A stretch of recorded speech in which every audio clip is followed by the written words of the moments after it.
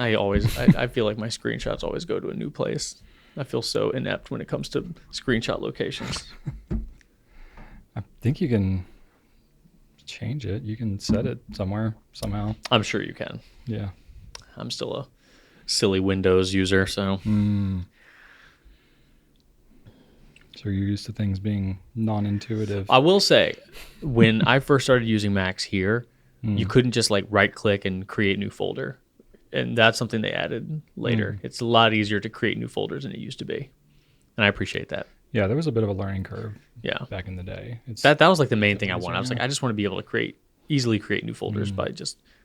but yeah, it's much better than I feel like it used to be. Cool. But yeah. Okay. I'm good. We're good? I think so. We're recording. I think we're good. The red blinky thing is there. Yeah, I'm just making sure we got everything in here. Yeah. Okay. One of these days, I'm actually going to find like a black and white shirt that has like a bunch of crazy patterns on there so that when it goes to color, it's going to be like, it's still black and white. Yes. But not today. Not today. I guess you have the lights too, we could make the lights white as well. Oh, yeah, like Pleasantville. Yeah, there you go. All right. Ready? Yeah. 130. Is it 132, right? Yes, sir. 132. I thought we already did 132. Maybe we did 131. We definitely did 131. We did 131? This week is 132? I'm pretty sure. Now you've got me wondering. Now I don't know. What was it? Just let me check. I trust you. Why am I misremembering? Let me double check real quick. Last week. 131. Okay, yeah, it's 132. Whew. My brain is not working. Well, I remember every single one. Just got that steel trap memory. Oh, so clearly, yeah. Yes. It's good that we don't remember them super well because we have new listeners and viewers. So yes. Then now we get to, if someone asks us a question we've already heard before, sometimes we're going to be like, oh, yeah, that's new. We don't have to feign enthusiasm. Right. We genuinely don't remember talking about it. It's new again. That does happen. It does. All right. Welcome everybody to episode number 132, we verified, of the Goulet Pencast, where fountain pens are still a thing. I'm Brian Goulet. I'm Drew Brown. And we're here from Goulet Pens to deliver this casual and informal, tangential and extraneous, superfluous and extemporaneous fountain pen show, where we talk about what's going on at the Goulet Pen Company and in our fountain pen lives. In today's show, we're going to be talking about Pilot's nib dating system. I'm excited about that one. Yes. It's exciting. Greasing up a Pelican piston that's gone stiff. Swapping out Pilot Kakuno nibs. We're going to talk about matte finish pens. Which pens that everyone else likes, but we don't. So that's fun. And we'll be spotlighting the relatively new Kaweco Piston pen. So that should be a good time had by all. And we'll start it off with some feedback. Feeding back to us inaugurally today here on episode 132 of the Goulet Pencast is Julia Royale. Says, Drew, the more you sound like you're quote-unquote making fun of Italian, the more right it sounds to the Italian ear. The bounce is a part of the language. It feels weird, but it's tried and true. We were talking about that Visconti Il Magnifico marble, and yes, I just felt bad trying to make it sound Italian, but I from I think as long as you're you're doing it genuinely and not as like a caricature. Yeah. And there was a couple people like that who said, I think that other cultures would rather you just make an attempt, make an honest, genuine attempt than Americanize it. Americanize it, yeah. That's probably more disrespectful. But like you said, as long as you're not intentionally mocking, I get it's better to try and be ignorant than to be just kind of dismissive, I guess. I don't know. I'll continue to try my best. Thank you, Julia. Yeah. And then an anonymous user said in response to our previous chats about fountain pen technology that RFID would be cool tech so that we can find them if lost. Oh. Now, I thought this was cool because... like an Apple tag sort of situation. So now that is interesting. Right? That is actually a use case for like not all pens, but like a really nice pen. That would be kind of cool. Yeah, we spent a considerable amount of time talking about tech incorporated into fountain pens, and mostly we kind of landed on the fact that it's just not necessary. Yeah. But when I saw this comment, I'm like, okay, you know what?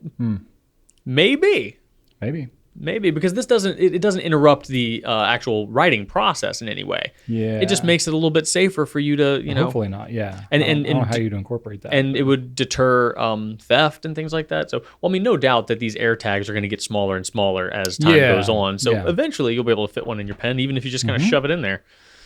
So who knows? That's interesting. That is an interesting use case. Thank you for that. Genuine Seer says, when I write cards for people, I cut a piece of Tomoe River paper and I write my message on that. I glue the paper into the card. That way the paper is consistent, and if someone makes a mistake while writing the message in the card, you can just cut out another piece of paper. That definitely works, and that way you don't need to worry. Your own card a little bit. Yeah, that way you don't need to worry about the quality of the actual greeting card paper. Now, unfortunately, Genuine Seer, this still does not fix my problem about going to a kid's birthday party and buying a card from Target on the way to the birthday party, because I'm not going to have scissors in Tomoe River and glue handy in the car. You have to keep some in your glove compartment or something.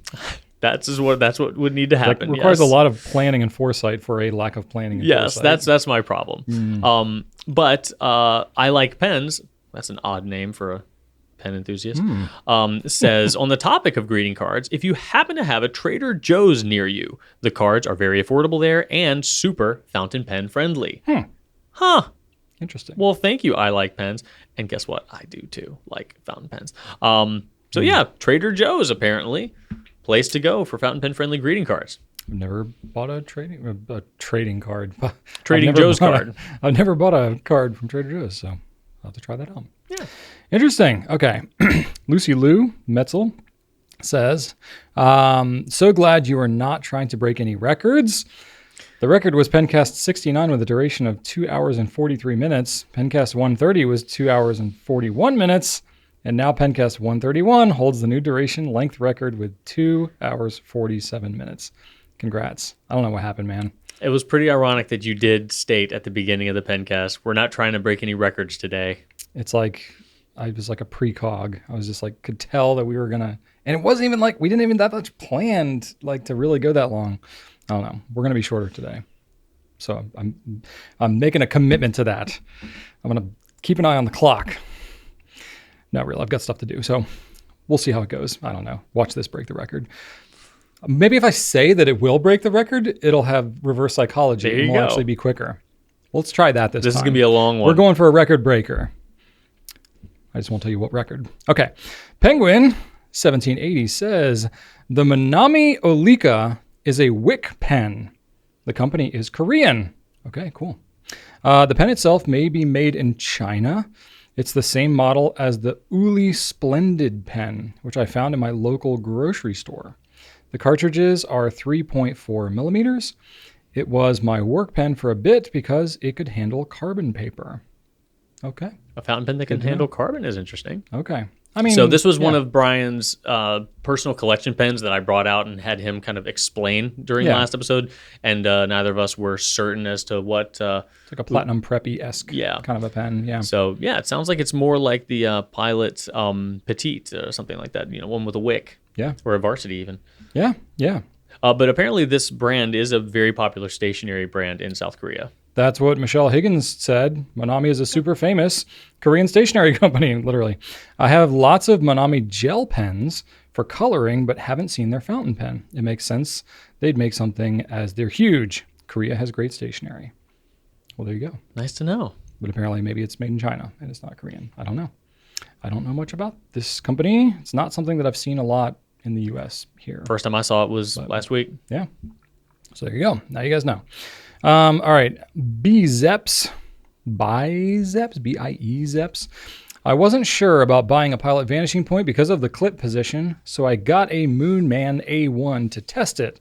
As that felt good, I bought a Decimo, and I'm really happy with it. For that purpose, I was thankful that the A1 existed as a cheap way to get an impression of the feeling of these kinds of pens. So there you go. There's kind of a use case for a knockoff-ish pen would be to test out the whatever.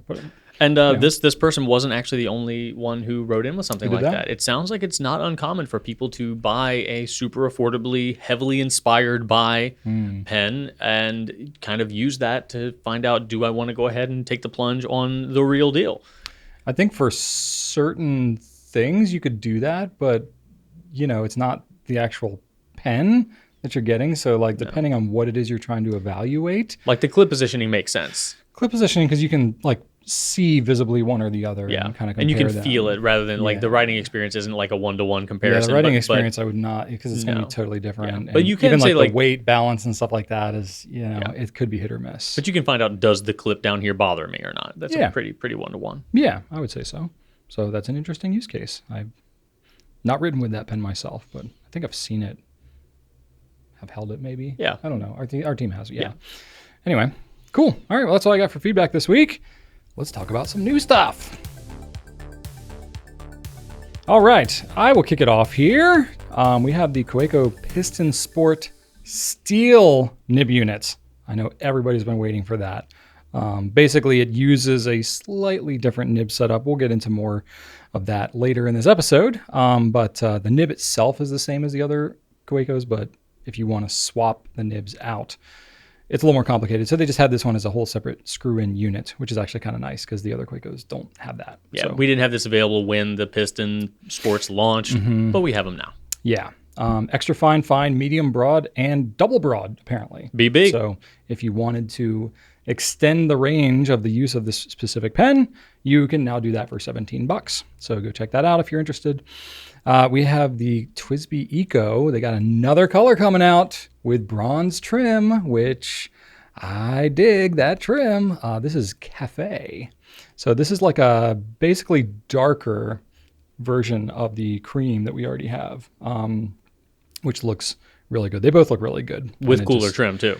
Yes, it is really cool. So yeah, this is going to be a little bit more. It's going to be the same price as the other $50 basically for the other Ecos that have bronze trim. Bronze trim is more complicated to do and more expensive, so that's why it's that way. But anyway, nice color, and it seems like the coffee color thing is like really kind of in right now. Or has been for a little bit. So I know Drew's loving that because it's brown. It just has good vibes. It does have good vibes, doesn't it? And then the last one I have to talk about is actually two pens. These are both Benu Talisman. Men, or like that, how I pluralized it. Talismans. We have a frankincense and a lily of the Incas. So there's, a little bit of backstory to each of these. The talismans, they always incorporate some kind of like charm or, not mythical, but some sort of sometimes mythical story. Yeah, sometimes mythical, but some kind of physical thing that is incorporated into a story of some kind of culture. Yeah, like like the lucky four-leaf clover or the mandrake root or something like that. Yeah, stuff that is real but has mythical properties associated with it. Yeah. Sometimes real properties, and like some considered some things to be healing or not whatnot. Sure. But there's always some like cultural significance to each of these things. And they put the stuff in them. Yes. So like mandrake has mandrake in it. Edelweiss has Edelweiss in it. Yeah, and frankincense has frankincense in it. The frankincense is a yellow and brown base, so I think it looks like a banana smoothie sort of thing. And it's got some holographic sparkles in it, which look pretty rad. So frankincense has been used in the Middle East and Asia from biblical times for religious, spiritual, and magical purposes. I've definitely smelled some frankincense in my life because I'm Catholic, and that's a Catholic thing to use a lot of frankincense. And then we have Lily of the Incas, which is pink and black resin base with holographic sparkles. So this is also known as Alstroemeria. If I said that correctly. That was better than my first try. I have no idea if I said that correctly, but we'll try that out. This originates in South America, where it is venerated as a divine gift bestowed by the god of the sun. So there you go. This one is pretty cool. I'm going to be honest. Yellow and brown, not necessarily my like go-to color scheme personally, but the pink and black looks pretty rad. So yeah, you can check both of those out. The talisman is kind of an interesting shape. It's got lots of stuff going on with it. Yeah, I guess you could call them facets, but they're really like unique facets. They're like scoops. Yeah, almost. like intermittent. I don't know what to soft facets. I don't know what to call them because they kind of look unique. They look like their own thing. But anyway, Scoopsits. Fits the unique nature of each of these pens. So anyway, you can check those out. Number 6 nibs on those. $162 for the Talas people. All right, Drew, what do you got? Stickers. Ooh, We've got some new stickers, Brian. stickers. All right. So our friend Mary designed us some dragon stickers, one with the Lamy 2000-ish pen called the Grail Dragon, and another Lamy Horde Dragon, or Pen Horde Dragon. People loved them so much, we asked Mary, can we have some more dragons, please? And she delivered. Now we have one dragon who is a tea dragon soaking in a nice warm cup of Earl Grey with the Earl Grey Benu Euphoria with them. So that is delightful and lovely and cute and just magical. And then coffee cannot be paired without its friend. I'm sorry, tea. Yeah, coffee tea. We've got a coffee dragon as well. And again, dragon enjoying themselves with a nice latte paired with the Benu Iced Caramel Latte fountain pen. And we can actually say that these are those pens because we helped design those. So those are those pens. So if you like the dragons, if you like coffee or tea, or happen to be a proud owner of the Earl Grey or Iced Caramel Latte Euphoria, these stickers are literally for you. So that's why we did them. So those can be picked up now for $4, and they are slightly holographic. It is known as a vaporwave style. So it's not like holographic in your face rainbowy, but it does have a nice sheen to it that looks really cool. Yeah. So it's hard to capture in images what that does. But they're pretty cool. Yeah. So check those out now. We'll have some pictures for you. We've also got a couple new pens. Now, Waldman came out with 2 pens, and we did mention them briefly a couple weeks ago because we thought they were launching. They did not launch, so I'll mention them briefly now. We've got a Tuscany, which is coming in chocolate and rose gold for $440. And we've got another one, the Commander 23, which is a blue and silver pen, arriving for $544. So those are both gold nibs, beautifully printed gold nibs, I should say. Waldman does a really great job in their nibs. I believe both of them are two-tone nibs as well, which is not something you see very often anymore. It used to be more common, I think. Rarer and rarer these days. Yeah. So those are available sharp now. looking pens. Very sharp looking pens. They're heavy too. They're very heavy, they're shiny, stout. You get one of these in your hands, you're not going to feel like you didn't get the bang for your buck because they are substantial and you feel it. Yeah. So those are available now. Waldman Tuscany, Waldman Commander 23. Also, what perhaps may be available is a new Diplomat Arrow. This one is oxide brass, and it is a traditional Diplomat Arrow design with those flutes that go along the exterior of the cap and the barrel, but it's one of those ones that has kind of a two-tone effect.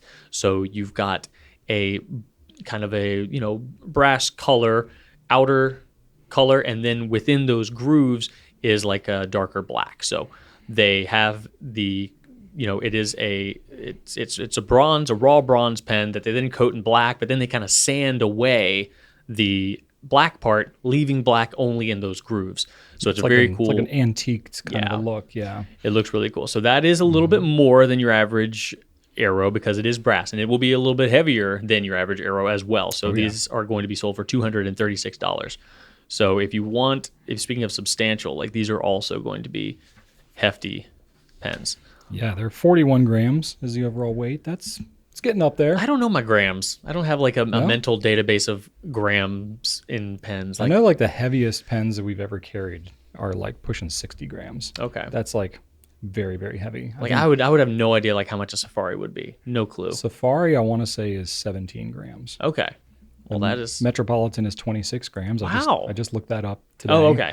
Yeah. Okay. But the Explorer is...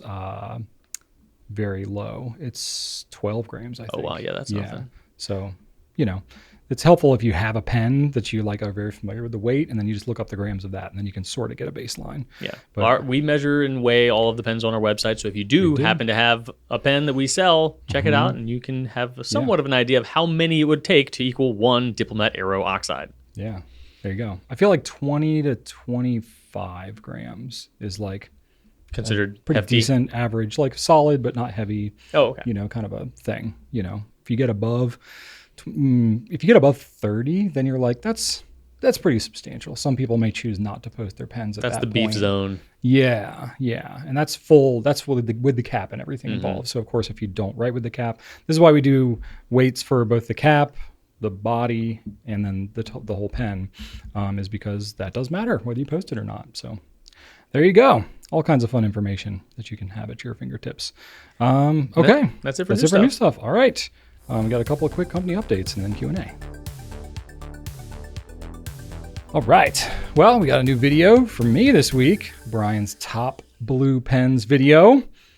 Started out as top 5, then grew to 10, and then I had some honorable mentions. And, I don't even know why we set numbers for me for these types of videos, but I do love me some blue pens. I was going to say, if there's any video that I would not be able to contain myself, it would be a blue pen Did video. you discover any new blue favorites during this escapade?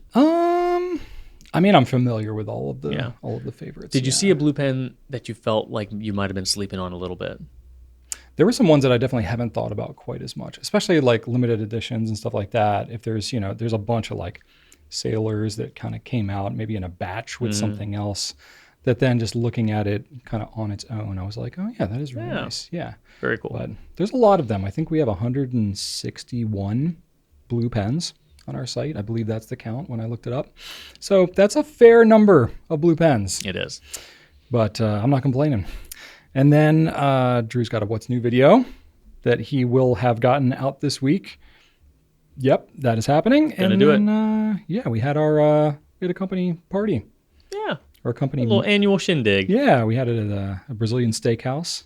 We called it our company meeting, MEATING, or at least that's what I called it. And I kept calling it that a lot. So I can say we because I was trying to make fetch happen with that one. I think it was generally accepted. I think so. Yeah. It was not the most offended reaction dad joke kind of thing. It was not. We've had. So I'll call that a win. It's definitely not. If I can get a mix of groans and laughs, that's good. As long as it balances out. Oh, yeah. Maybe slightly more laughs than groans. No, that was not too groany at all. Okay. Good stuff. So yeah, that's what we've had going on. Let's get into the Q&A. Okay. We're gonna start things off with with a heavy one. We're just going right into it here. Yeah, this is from Tony.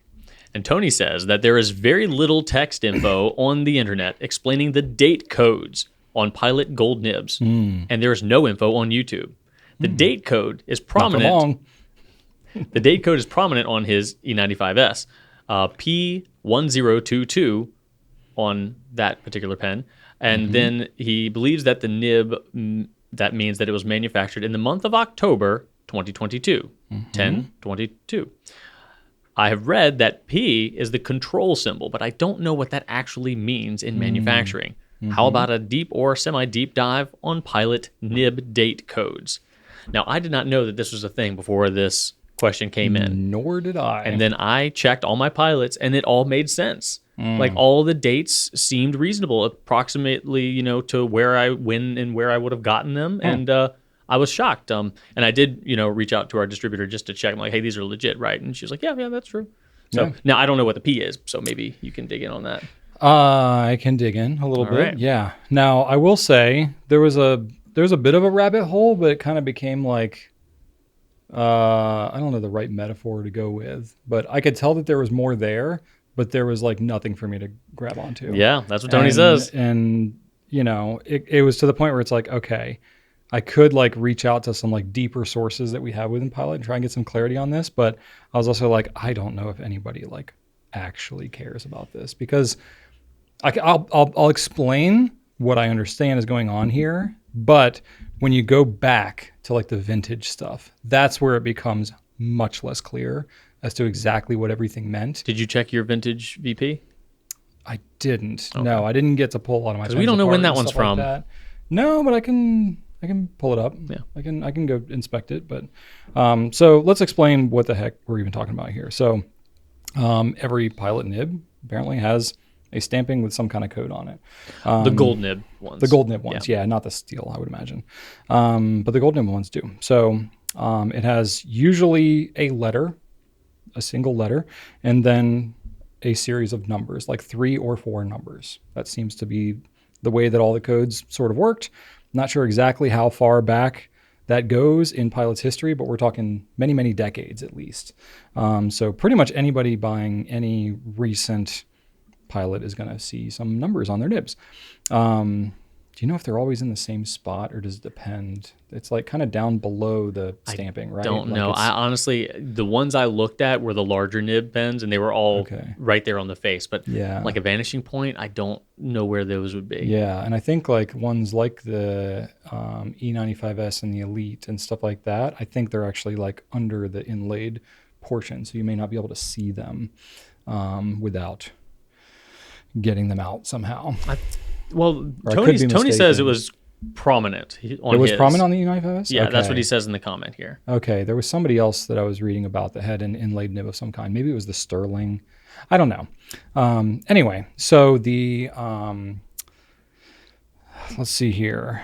I'll try and give as much context around the history, but again, this is like kind of just based on my internet research and using some of my common sense. So this is not like ultra verified, but if y'all are just like, this is so interesting, give me more, I can go and try and find more. But I didn't want to do that because, especially like the timeliness of it was probably going to take me a while to get some answers back and forth. So this can be a communal this is just a little, effort. yeah, it's like a little movie trailer here. So it can get a bit complex if you go back far enough. It seems today at least that all the nibs are made in one factory in Hiratsuka, and it's been that way since 1979 when the Tokyo factory was closed. But Hiratsuka was older than that. They were around for then. But I believe that the letter designation, at least in the past, designated which factory that the nib was made in. So let me talk about that a little bit more.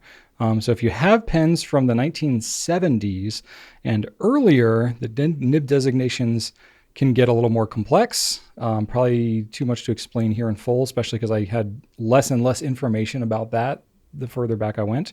But I did find there was one thread on Fountain Pen Network in particular that was helpful and had a link to a site that had a little bit of dates of the Pilot factory closings and openings that you could sort of piece some things together. So were there like multiple factories back then that made it confusing? Yes. Yes. So back in the day, there might have been an H designation as the letter portion of it. And that stood for Hiratsuka. Okay. Yeah. Suka. And then also apparently there's some that had an A or a B instead of the H. So I guess there were like different production lines that were happening at Hiratsuka. So depending on which production line it came would be like off of, HA or HB? I think it might just be A or B. Oh, okay. Not the H. Okay. I think, but I'm not, I haven't like seen a ton of these, so I'm not 100% sure. So it's not really clear when they started or stopped those ones. And this kind of thing, like Pilot has, some designations like this that are just like basically inside baseball. Like they just put it out. Like they have on some of their like higher end pens, like Emperors and stuff. If you look on the clips, they have some like random numbers. That's right. That you could almost be like, is that a serial number? I remember we asked about that one time. Yeah, they're like, no, it's literally like an internal number they use for like quality control or something like that. They're like, it's not meant to mean anything to the end customer.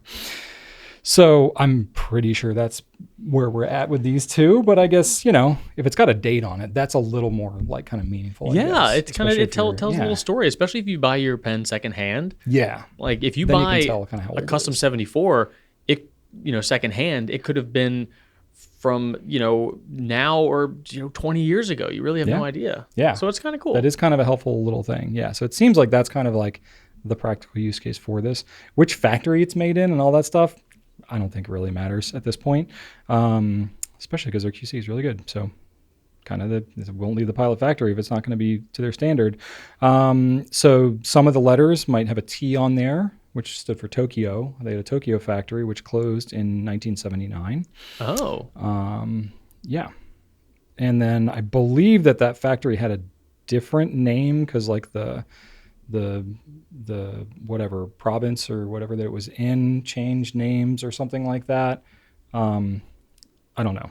This was not the most verifiable thing, but we're talking like 40s, 50s, 60s into the 70s. So it's going back a little ways in Pilot history.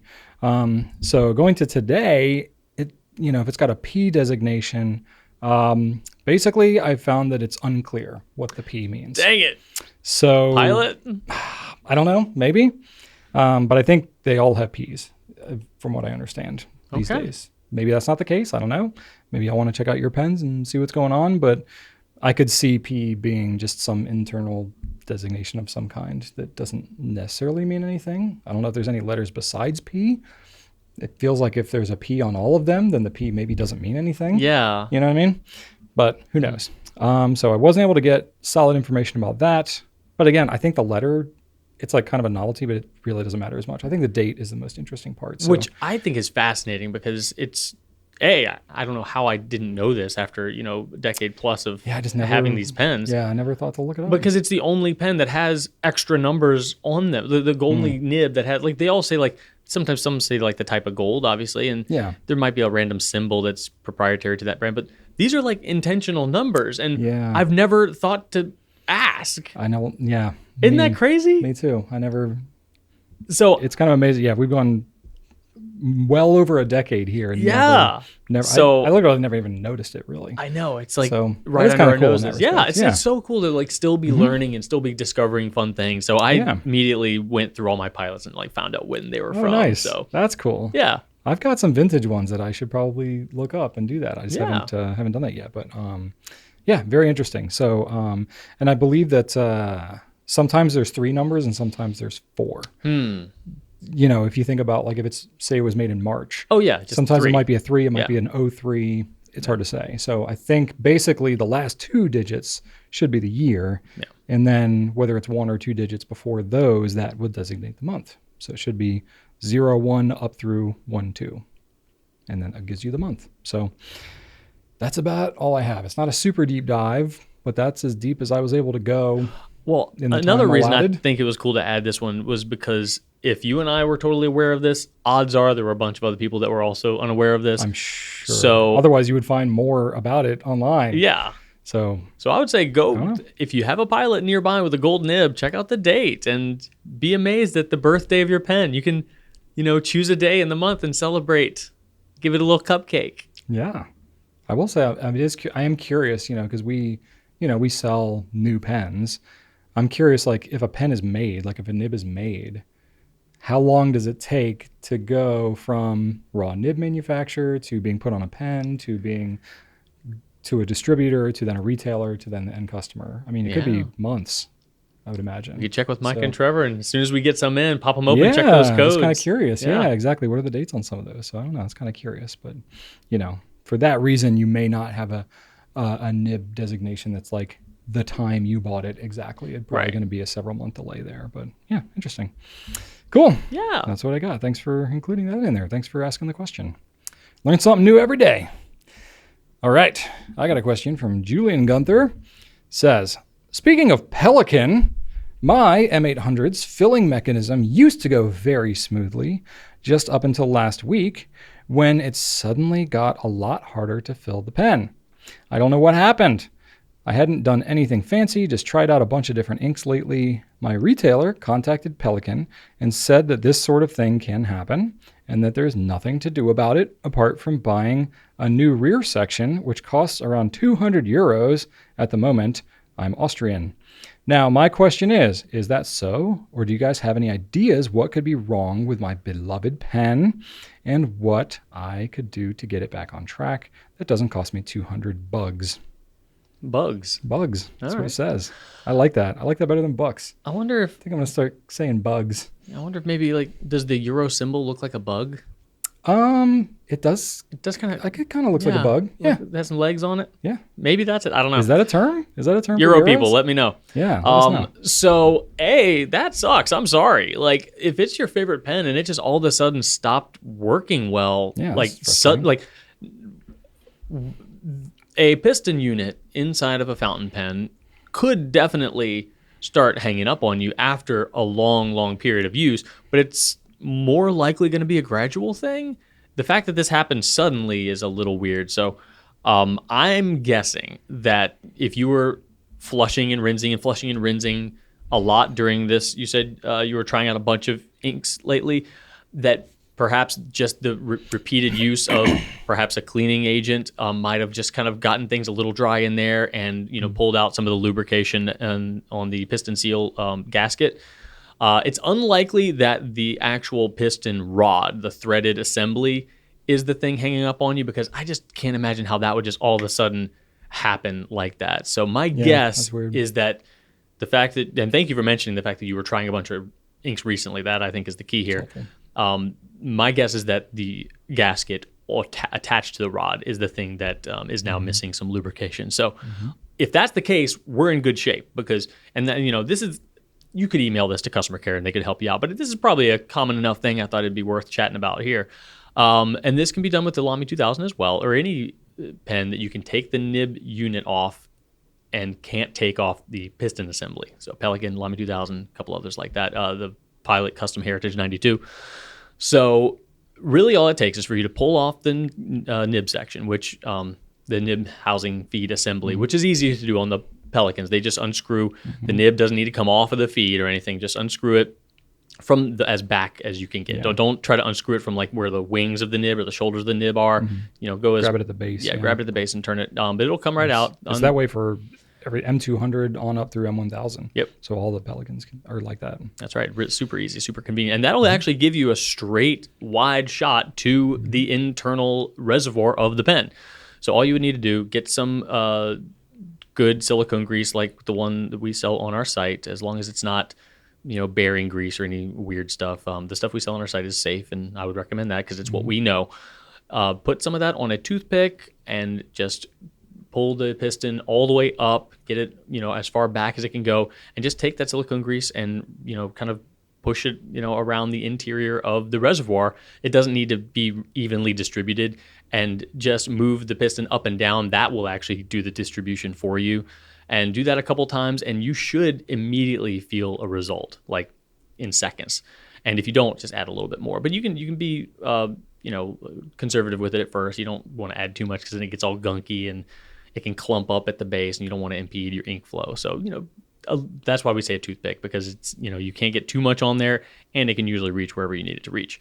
So that should take care of business. We've had a bunch of 2000s that we've had that issue with, and it's fixed them 99% of the time. The only reason your actual piston rod would be the problem is if somehow ink is getting up in there, or a cleaning agent is getting up in there, and then somehow removing the lubrication from that. But if that was happening, it would probably be coming out of the knob, and you'd know it. So I'm guessing that's not the case. If that is the case, then that is a little bit more complicated. If the rod itself is losing its lube, then it's a Pelican, so those are hard to disassemble, and you do void your warranty there. So let's hope that it's just the gasket, because the gasket we can fix, we can take care of that. But it's an easy fix, and the cost of the silicone grease is going to be far less than 200 bugs. Yes. So there's that. And again, this will work just fine with the Lamy 2000 as well as the Pilot Custom Heritage 92. Yeah, I have a little bonus addition to this. Please. Which I actually didn't even remember until we sat down and started talking. So it is true that most of the Pelican pens, you cannot remove the piston mechanism, but you actually can on the M800 and M1000, I believe. Because those have metal. They have metal threads on the back. And actually, if you have a TWSBI wrench, it is the same 8mm size as the TWSBIs. So you can actually use a TWSBI wrench or some other tool that's similar to that. And you can unscrew the piston mechanism out of your M800. You'll just have to reassemble it. You can, if you pull it out with the piston kind of like up all the way, then you're not likely to have pieces like fall out and stuff like that. It should come out as one housing unit, or was one unit. And then if you want, you can use, a swab to clean the inside of the barrel if you want. You can grease up, I think there's a double seal on those. So you can grease up in between, the points of pressure where the gasket would be, rubbing up against the walls. And you could grease up the threads on the rod too, if you wanted. So that is the way that I would go for the M800 specifically. But I mean, if you want the lowest effort way, doing it like Drew mentioned is definitely easy. And will last. You might have to do that a little more often because you're going to get the grease on essentially the inside walls of the pen, and then eventually by moving it back and forth, it's going to kind of like push all that down, and it's not going to be there anymore. But you can always like reapply and swab it out and all that kind of stuff. So it is a pretty sustainable way to keep it greased. But if you do it where you actually disassemble the thing and then grease it itself, it should last longer, like a while. So yeah. But if you don't feel comfortable taking it apart, just then don't. Do whatever you feel the most comfortable with. But it sounds like if you had the pen for a while, maybe it's not under warranty kind of thing anymore, and retailer, and this wasn't us, but it sounds like if the other option is to buy a new one, like what do you have to lose? Might as well take it apart and try it. I doubt you're going to take it apart so bad that it's going to be like tossable. You won't be able to reassemble it, but yeah, that's what I would try. Yeah, both work. Cool. All right, question number 3 comes to us from TasinXD2114. There you go. We need to know, is the Kakuno's nib changeable? Brian? Yes. All right, question 4. No. Yeah, I don't have a lot to elaborate here. Well, it is, yeah. It is, and it is a common question we get asked. So I went ahead and threw this in there because it's a common nib, it's a common pen, and its contemporaries are also common. So it's also, I think, maybe the most affordable Pilot stainless steel nib you can get on a pen. In the U.S.? In the U.S.? In the U.S. Because there was the Plumix, which right, that was a little cheaper. Yeah, no longer available in the U.S. I don't think. Yeah, and then there was the Pluminix as well, which is even cheaper and like smaller, a shorter Plumix. Okay, yeah, okay, but either way, you're not talking a huge investment for these pens. No, and those were super limited in nib sizes. They were only stubs. Yeah, so I mean, which that's something. But yeah, basically it's the same stainless steel nibs as you have on the Metropolitan, the Explorer, the Prera. Other things too, probably. I'm sure the Knight, if you remember that back in the day. Does it really? The Pilot Knight, yeah. Same nib? Same nibs, yeah. Oh. Yeah, they've had the same stainless steel nib for a long time. The only ones that are different, I know, is on the Parallel, and then like the Petite one. That one's got a different one. The Varsity's got a different one. But yeah, all the main, stainless steel nib pilots that you can get today uses that same nib as the Kakuno. So it's not a nib unit like we were just talking about on the Pelicans or like you have on the Kaweco Piston. So it's not all one thing. It's basically the housing is fixed inside the grip of the pen. So if you pull it out, you're going to pull out the nib and the feed just on their own. But I mean, Pilot's really intentional about that. The nib really kind of sets in a very specific spot, which is actually super convenient and makes it really easy to install, especially because as you go to install it, the nib and the feed aren't like moving around on each other. So it makes it super easy to kind of pull it out and stick it back in on another pen. So yeah, that's what I could recommend. So I was going to say, like, the reason it's so great for the Kakuno is because it's a very inexpensive pen. So if you had a more expensive one, like say you had a Prera or something, and you wanted a different nib size, or you dropped and damaged the nib, you could actually get a Kakuno and sacrifice the pen and just yank the nib out of there and put that back on your Prera. So the cost of a new Kakuno is less than you would get for most spare nibs alone from other brands. Less than $15. Cool. Yeah. So that's kind of cool. Or if you just like the faces that come on those Kakunos and you think they're fun and you want to put on a different pen, you can totally just do that and swap them out and all that kind of stuff. So yeah, it's really easy to do. They're just friction fit. Grab them. It's kind of hard. I mean, the nibs are pretty solid, so it's kind of hard to screw up the nib. It's kind of the best pen to remove the nib and feed from. Yeah. And you don't need to reinsert the nib and the feed in any particular orientation. Yeah. It does not matter. You can, they it's spin freely. Yeah, yep. That's not the case with all pens, especially other ones that have a housing. Like a lot of the Yovo nibs, they have to go in a certain way. Lamy has to go in a certain way. But Pilot's just whatever. You can just fit it in there however you want. So if you ever were curious about like removing nibs and feeds, start with a Pilot steel nib. You really can't mess those up. They're great. Yeah. Do you know off the top of your head? I genuinely couldn't remember this. The Kakuno does not have like a triangular grip, right? It's got a little bit of a flare to it. Yeah. They're not like, and there's not like any clip or anything to worry about. The only thing is like alignment. I'm thinking that's just when you go to realign it back into the pen, that may be the only thing you need to cross your mind, because it's like faceted. If you want the nib to line up with one of the facets, Sure. that's how they come. So you may choose to do it that way, but most other pens, especially if it's like a pen where it like screws, like the cap screws onto the back and it's got a clip, you may want that to line up specifically with a nib. And so you may be more particular about that. But I'm thinking most of the Pilot pens, it doesn't really have to align. No, but in you any can put it wherever you direction. Yeah. Yeah, there you go. So Very versatile. pretty easy. Cool. All right. Next question. This is from Samantha. I've realized that I have a strong tactile preference for pens that have a matte texture rather than a polished one, especially in the grip section. However, shopping online for them isn't always easy, since texture is hard to read in photos and not every matte pen is advertised as such. The Charcoal Safari doesn't even show up in a search for matte on gouletpens.com, and it's frustratingly hard to tell which Safaris are matte and which aren't. What are your favorite matte or matte adjacent pens? And is there any possibility of adding texture as part of item descriptions or search parameters to make them easier to find? And can you think of a way to rough up a pen's surface to make it more grippable, even if it voids the warranty? So boy, we got a lot of things to talk about on this one, Drew. Samantha, Yeah. I really hope Clearly knows her matte Samantha, stuff. Samantha and Matt Mm-hmm. together forever. That's right. All right. So as far as some of my personal most notable matte pen, and I'm talking about the whole pen for now, obviously the black matte vanishing point comes to mind, as well as the VPLS. And there was also a matte blue. All three of those vanishing points look great.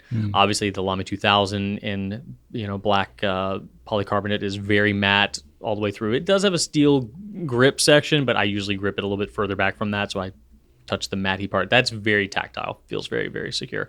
There's a black matte Pilot Explorer that's very matte.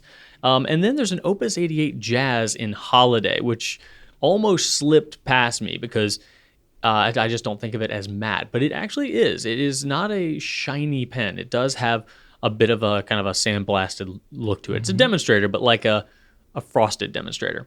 And then the Platinum Curados, the matte versions of those are some of the most like tactilely matte pens we sell. Yeah, they almost feel like rubber. They're almost rubbery. Yeah. Like they are super matte. There's nothing glossy about those pens. They do have the demonstrator Curadoses that are shiny, but the matte ones are super matte, like Matthew almost. And then we've got a Schaefer matte green and a matte black 300 as well. Those are a little bit more shiny, not as rough, but still they're not glossy.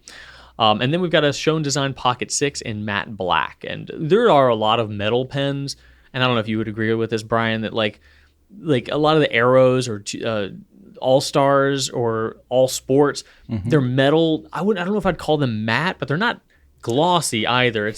So you might... It would be matte adjacent, I believe. Yeah, matte adjacent. Yeah, so yeah. You might want to look at any sort of anodized pen you might think is on the matte side. I think of like the Kaweco All Sports. Those are metal, but not like a slick metal. They've got a nice texture to them. So and this is where like it is difficult, and part of why we don't have this as a designation on our site is because who's to say what's matte and what's glossy? There is obviously some delineation point, but if it's like sort of in between, that's where it gets kind of tough. And I feel like a lot of pens do fall into that range. Yeah, because it's like any other sense, like smell or sight. It's like it's subjective. So you kind of just got to feel it for yourself. But hey, that's why you're asking. That's why we're here. So we're going to cover some more for you.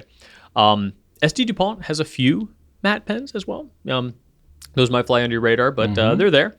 And then as far as grip goes, because Samantha did say that's the most important part for her here, the Charcoal Safari does, in fact, have a matte grip. We mentioned that, and there are some other matte Safaris as well that have that. But to answer your question, the Safari and Charcoal does have it.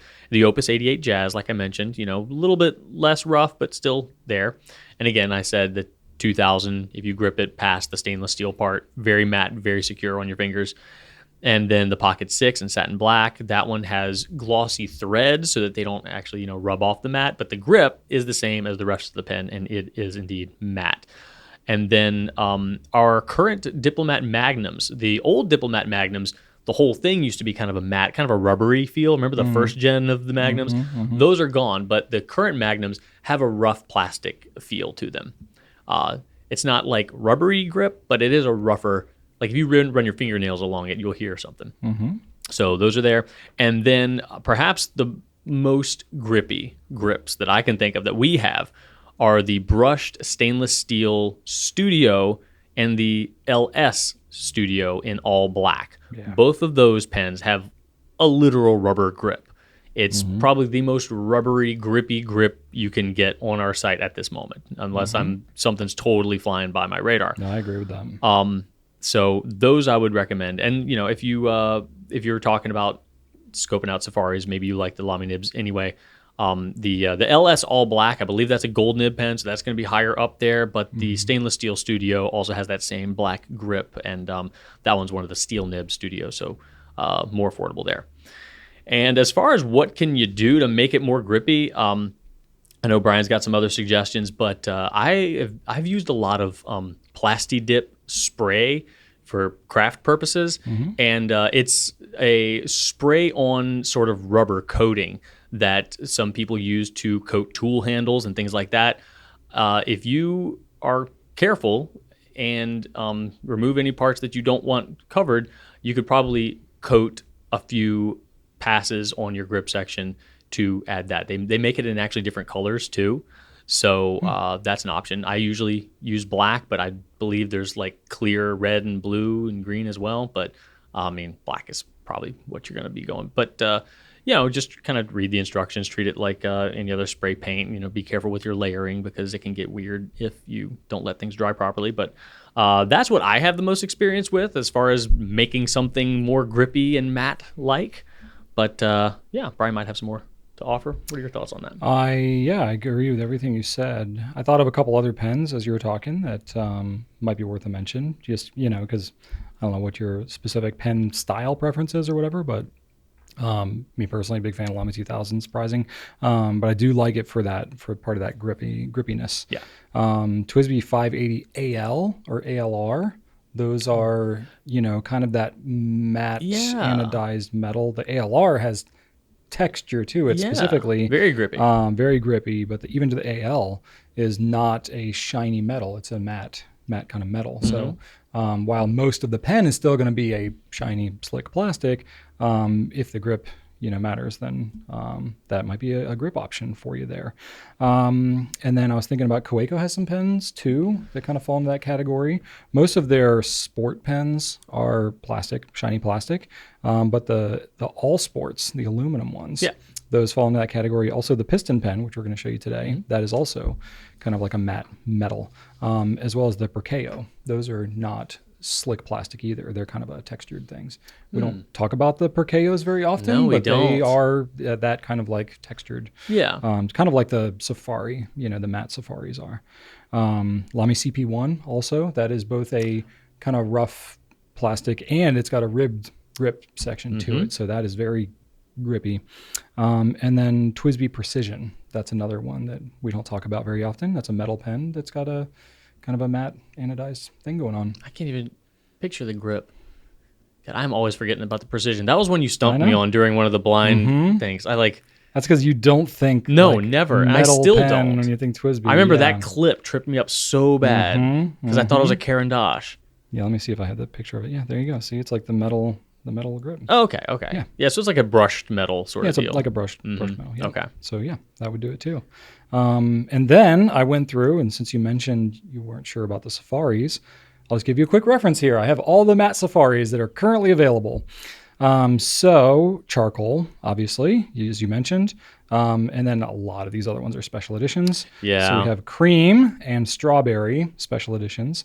We have violet blackberry, which is a shiny body, but the grip is matte. Oh. So that's a thing. And then we have Lytros Aquaski in spring green. Yes. Those are all special editions as well. They're all matte. Pink Cliff, which also just came out. That one is all matte. The Mango special edition as well, though we're out of stock of those. They may be on the outs. So I will say, I'll speak a little bit to the site. So designating texture on the site is going to be a challenge. Partly because, as we mentioned already, it's like, who defines whether something is exactly matte or not? And that could be up for debate on certain pens, especially. And then you get into some pens that are partially matte, right, and partially not matte. Mm-hmm. And yes, while it is, you've explained very well that you care mostly about the grip, but how do we then designate the texture of the grip versus it's like, it's getting so detailed here that if we go to this level of detail to designate different features of pens on our site, you would end up with like 45 different options you could select, which maybe that's what y'all want. I don't know. Maybe it's like a Pencast. You're like, yeah, more is better. Just keep it going. Can't have too much. That is something for us to consider. So I am kind of curious if this is truly a like pain point that a lot of people have. That's why we have the designations on our site. So that is something we can consider, but I will say it is a little complicated because, you do end up with some pens like the not Pink Cliff, the other one, Violet Blackberry, where it's a shiny body, but a matte grip. Yeah. And or the Stainless Steel Studio. Stainless Steel Studio. Yep, exactly. Or you end up with pens that are the opposite, like the Pilot Metropolitan, where it is a matte body, but a slick grip. The Explorer. Well, the Explorer is that way too, but the Metropolitan as well. That's yeah. It's got the anodized kind of finish to it, yep. But it's got just a regular shiny plastic grip. But the black matte Explorer has a slick plastic grip. Yep. Yeah. There you go. And sorry, Samantha. And that's the same way the Lamy All-Stars are too.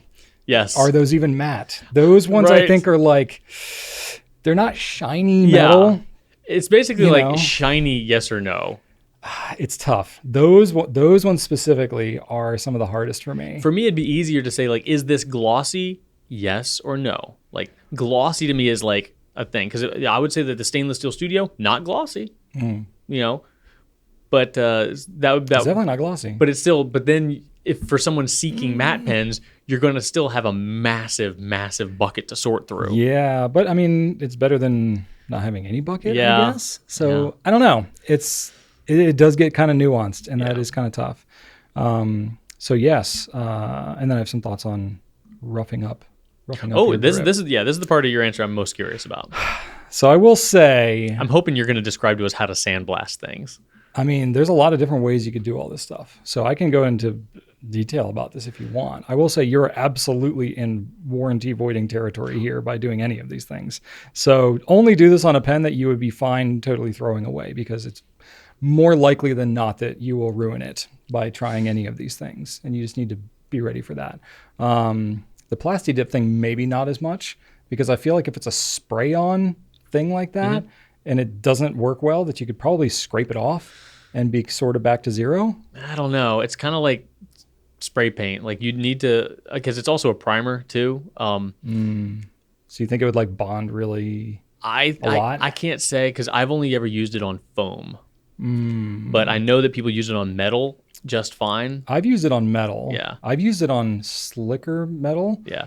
It adheres pretty well. It does, but I've also had it scrape off too. Interesting. Okay. But that's, I don't know. I think I've been using it in a totally different context though. Yeah. I use it to like coat certain metal parts that I like attach to my lawnmower and tractor and stuff like that. I use it to make kids' Halloween armor. See, it's just a lot of different uses apparently. But I've definitely had it where it can like wear off and kind of scratch away. So I'd be inclined to think like it can be done, though you're not going to end up with like exactly the grip that you started with. I would say that from my experience, you would end up with something kind of close to the grip you find on the Stainless Steel Studio. Yeah.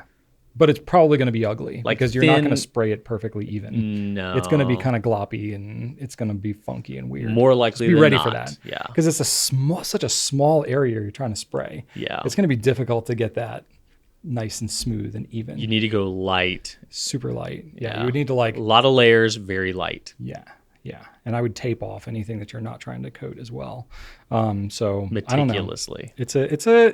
It's an interesting thing to experiment with. I don't know. Maybe I'll see if I have any bum pens. I could try it out sometime. But I've got some plastic dip at home for sure. yeah, I've got some of the spray stuff. I think you can buy it in a can where you can actually dip it too. Oh yeah, But that's how it was originally. Yeah. Plastic dip, dip. But I don't know how that would work on a pen grip, because I feel like even if you remove the nib and the feed, if you dip it, the plastic dip's going to get all on the inside where the housing is going to be, and it's going to ruin the thing. So I would say don't go with the dippy kind. Go with the spray kind. Yeah. That's the only way that I could. Or the dip kind, could you paint it on? I don't know. Feels like it'd be too thick for that. Yeah. I've never tried painting that stuff on, but maybe there's a way to do it. I don't know. It's probably a 5-minute crafts or something out there that, Oh, sure. has something like that. But I will say, if you don't want to go that route, then you want to rough it up. Sandpaper would be the way to do it. Probably not the grit of sandpaper that you would typically find for like sanding wood and stuff like that, because I think it's going to be way too coarse. You would probably want to, at minimum, go with a wet sandpaper like you would have for like automotive paint or something. Getting up into like the 800, 1000 grit, the stuff that's like almost doesn't even really feel like sandpaper. It feels more like a leather type of thing. Or like getting micromesh. to like a micromesh. Yeah, micromesh is just like even further up the Could you use our micromesh and just take a really, really long time? I mean, so whatever grit you use, it's Because that's like 12,000, right? It's 12,000, but it's not exactly the same as like sandpaper is typically measured. Of course, because that would be too easy. Of course. Didn't even mean that to happen. So, I mean, yeah, you could definitely try the micromesh. I would still tape it off so you don't sand anything you're not trying to sand. But yeah, you could definitely try micromesh. My guess is that the 12,000 grit micromesh that we sell it's gonna rough it up more than like a high polish like you probably already have on your grips, but I don't think it's gonna get you that much of a matte finish because it's still too fine of a micromesh. I feel like it would probably make more of a difference on metal than it would plastic.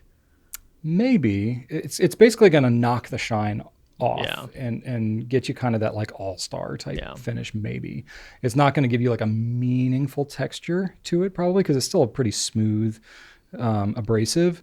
If you wanted to go, I don't think we sell anything that would get you there, but I personally, in pen making and other things, have used micromesh that is a rougher grit. So I've bought them in pads. There's like 12 different grits that you can buy in pads, or like if you've ever bought the kits that you use to polish up old car headlights. That's basically what you're buying, is that type of micromesh too. So one of those types of grit, is probably going to be in the right vein, like a 3,000 grit or 5,000 grit, somewhere in that range. What about one of the For micromesh? surfaces on a fingernail buff stick?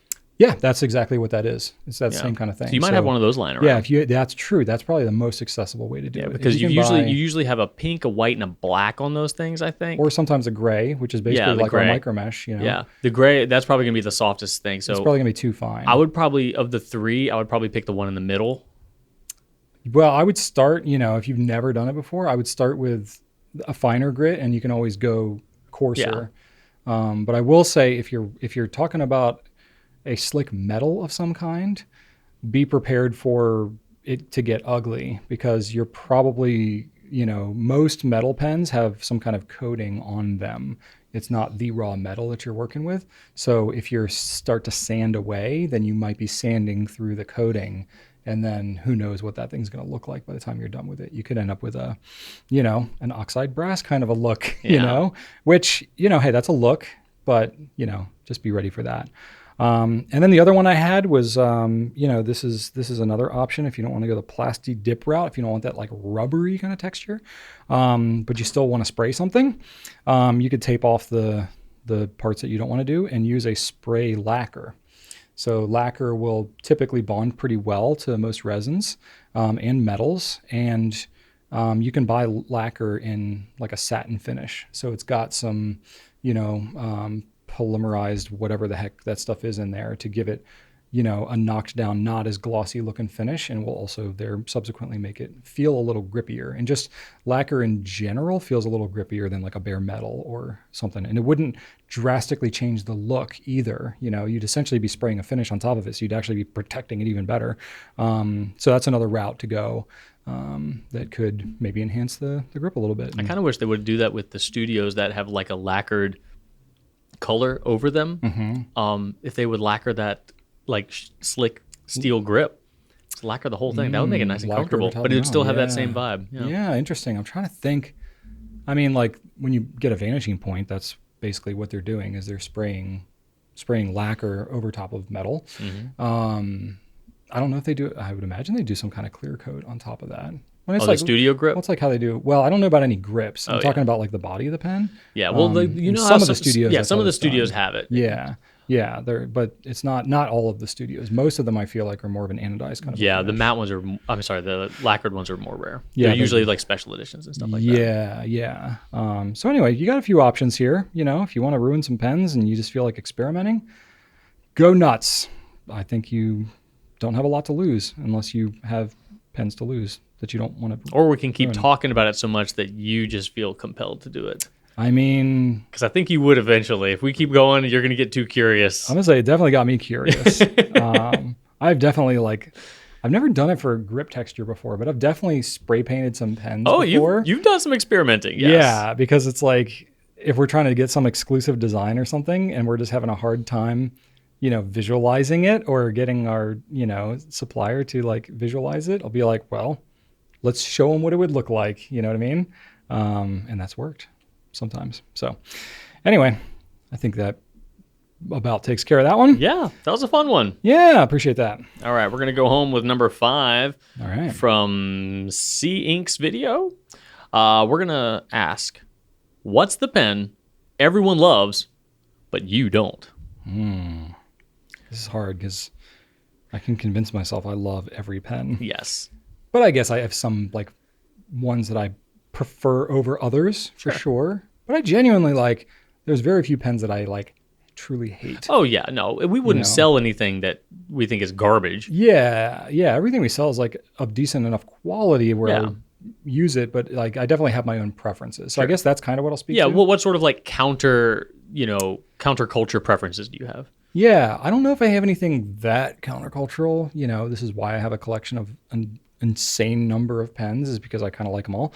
But I started listing some out, and then I recognized that I have a pretty strong theme to the ones that I will tend to pass over when I'm going to pick out a pen, right? And it's basically pens that are really thin, that are really light, or really short. No, I'm a big person. I have big hands. I like to hold substantially adequate. I mean, to me, what feels like pens that are sized more to fit my larger hands. So when pens are, smaller, it's not that I don't like them or don't want to, use them ever. But if I'm got to write out a full page of notes, I'm not going to grab one of these pens because it's just not going to be that comfortable for me. So I think substantial is the right word. Yeah. Because you like the traveler's pen, but there's some substance to it. I do, but I would not want to write a full page of notes with it. Granted. I like it because it's small and it's it's the convenience. It's kind of like the package that it comes in, and it's super durable. Yeah. But I don't like as its own. If you were there's one pen that you can have all the time, I'd be yeah, that would not even come into the running. So basically everything that I'm going to list here falls into some kind of category, except maybe with one exception. So probably one of the biggest ones that I think is really kind of the spirit of this question is the Lamy CP1. A lot of people love that pen, and I'm just I get it, but I also don't get it. I don't know if it's my least favorite Lamy pen, but it could arguably be made that. It's just not my jam. I like it. It looks cool. I like it fits what it is, but also too, to me, the grip on that pen, it feels cheaper than the rest of the pen. And I don't know, because that's my one complaint about the pen. I like the pen, but that grip is you're so, that's the part you're holding. It's a little bit of a swing and a miss. Yeah. And again, it's because it just makes it feel lighter and thinner and all that kind of stuff. So yeah, that one, I like it design wise. I think it looks good, it's all black and stuff like that, but yeah, when I actually go to write with that thing, I'm pass. Yeah. Got a lot it's a pencil. A lot of other, basically. Maybe that's what it is. Maybe it just feels too much like a pencil or just a disposable ballpoint. Yeah. And I'm nah. Once I discovered larger fountain pens, I was this is how I want to go from now on. Another one, this again kind of falls in the same category. but it's a little bit, I don't know, a little bit of a hot take here. It's the Diplomat Magnum. You know, it's a great pen. I love the pen, but for me, not substantial. It's not substantial. It's a very light pen, which again is great for some people, but it has it's a relatively thin pen, but it has an even thinner grip. And beyond that, it's got a sort of a triangular thing, which makes effectively the diameter part you're actually holding even smaller. So it's like one of the thinnest grips that I can think of. And, you know, combine that with its lightness. I love the nib, though. I love the way the pen actually writes. I would love if they made a metal Magnum. Yeah, that would be kind of cool. That's never going to happen, I'm sure, but because it's like an entirely different process, because it's like an injection molded pen. You can't really injection mold metal. You know, they might just need to do lava inject, you know, because you can inject that. Yeah, that makes sense. Yeah. That's probably the easiest thing to do. Yeah, I think so. Yeah, that sounds pretty good. Okay. So yeah, anyway, Magnum, hot take, but you know, I have mixed feelings about that one. Okay, so I do have one. Well, okay, I'll go with the same theme. Kaweco Classic Sport also falls into that category. That is thin, light, and short. So it's kind of like... I'm with you on that one. Yeah. I like the all sports better. And like the Piston is good. It's the more substantial weight that I like. It's not a heavy pen, but it just feels like I'm holding something, you know? But again, the Kaweco Sports are great pens. A lot of people love using them. It was it was literally in the batch of first pens that I ever bought was a clear Classic Sport because I heard that people eyedropper converted them and I wanted to see what that was all about. And then that's when I learned that I'm like, a small pocket eyedropper pen is not for me. Do you remember what you filled it with? Oh, I have no idea. Okay. I'm saying, was it a catastrophe?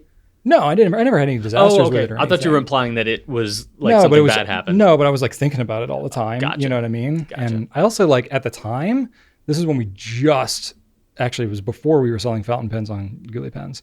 You know, like Rachel was pregnant with our son.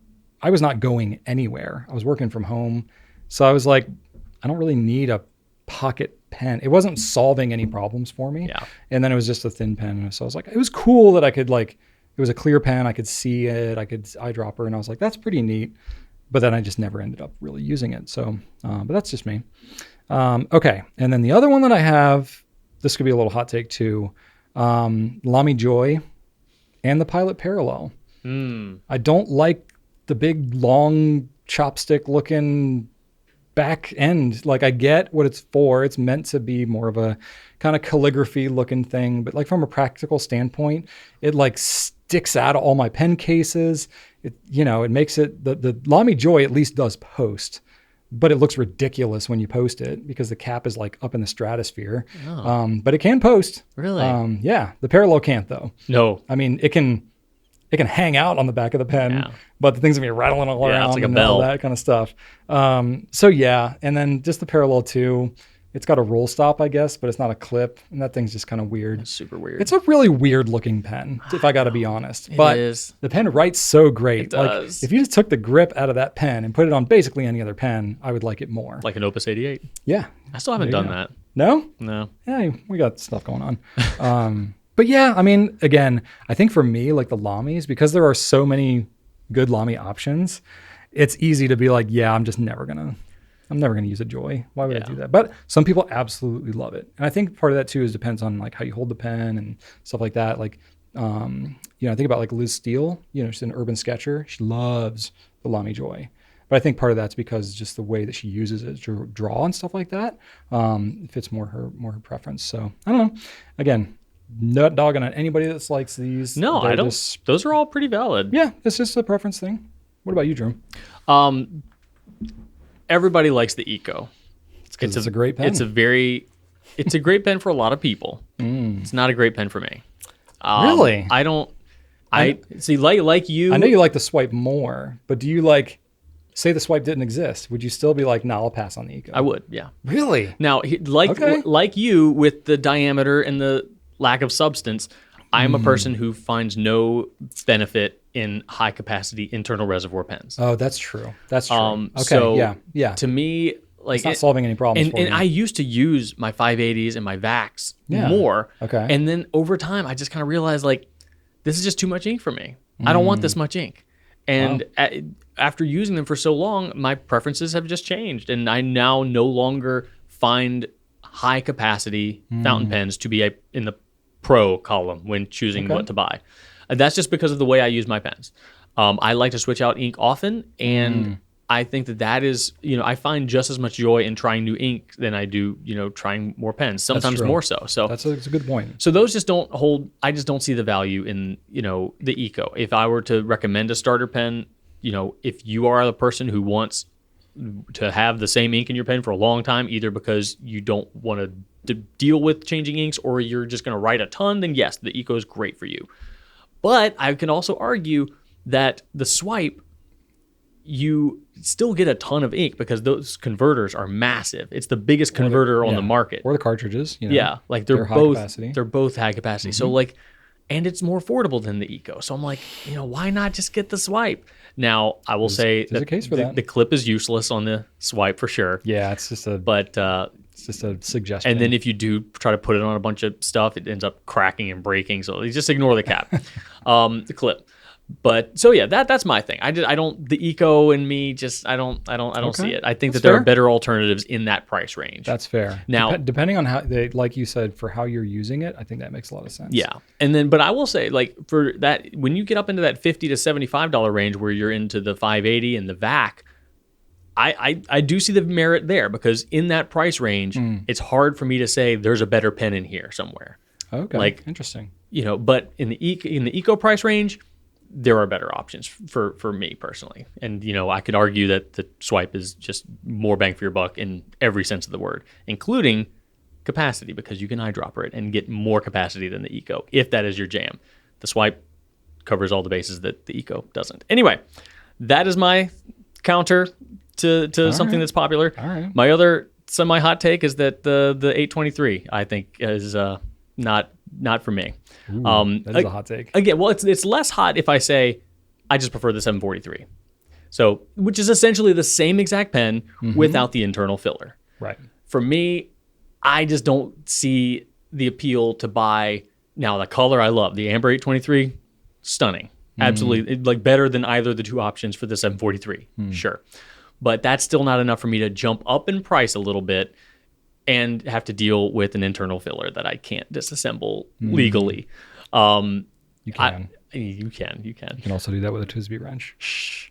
But you shouldn't, because Pilot says you shouldn't. No respectable retailer would ever encourage that. No one who maintains their warranty on their pens would do that. But you can totally do it. The 743, though, you get the same exact writing experience, more nib offerings. True. And it's so much easier to clean. And like we mentioned earlier about the how easily it is to pull the nib and feed out of the section of the steel nib pilots, man, it's just as easy to pull it out of the gold nib pilots. They're so easy, and they're usually keyed, like you said, so that the nib and the feed sit well together. There's no guesswork involved. And clean. The Pilot says you shouldn't do that. No. Just to be clear, have the Pilot police Pilot doesn't want you to do that. Yeah. But you can fully clean it with no problem, and you can use a bulb syringe on that pen. Really easily. That is a huge plus. It is. And you save a little bit of money. So unless you are just, hell bent for capacity, I feel like the 743 is a better option than the. I think it's a really. I think literally just that right there could be the determining factor for both your pens, really. Yeah. Because like me, I'm not writing with one pen all the time, but I like the Eco 580 as well, and the 823, because they have a big ink capacity, which means I can fill it and then like leave it for months at my desk. And then like these are the pens that I'm like, I've got all these other pens that I inked up and forgot how long ago I inked them up, and I go to write with them. I'm like, oh crap, that one's dried out. That one's dried out. That one's dried out.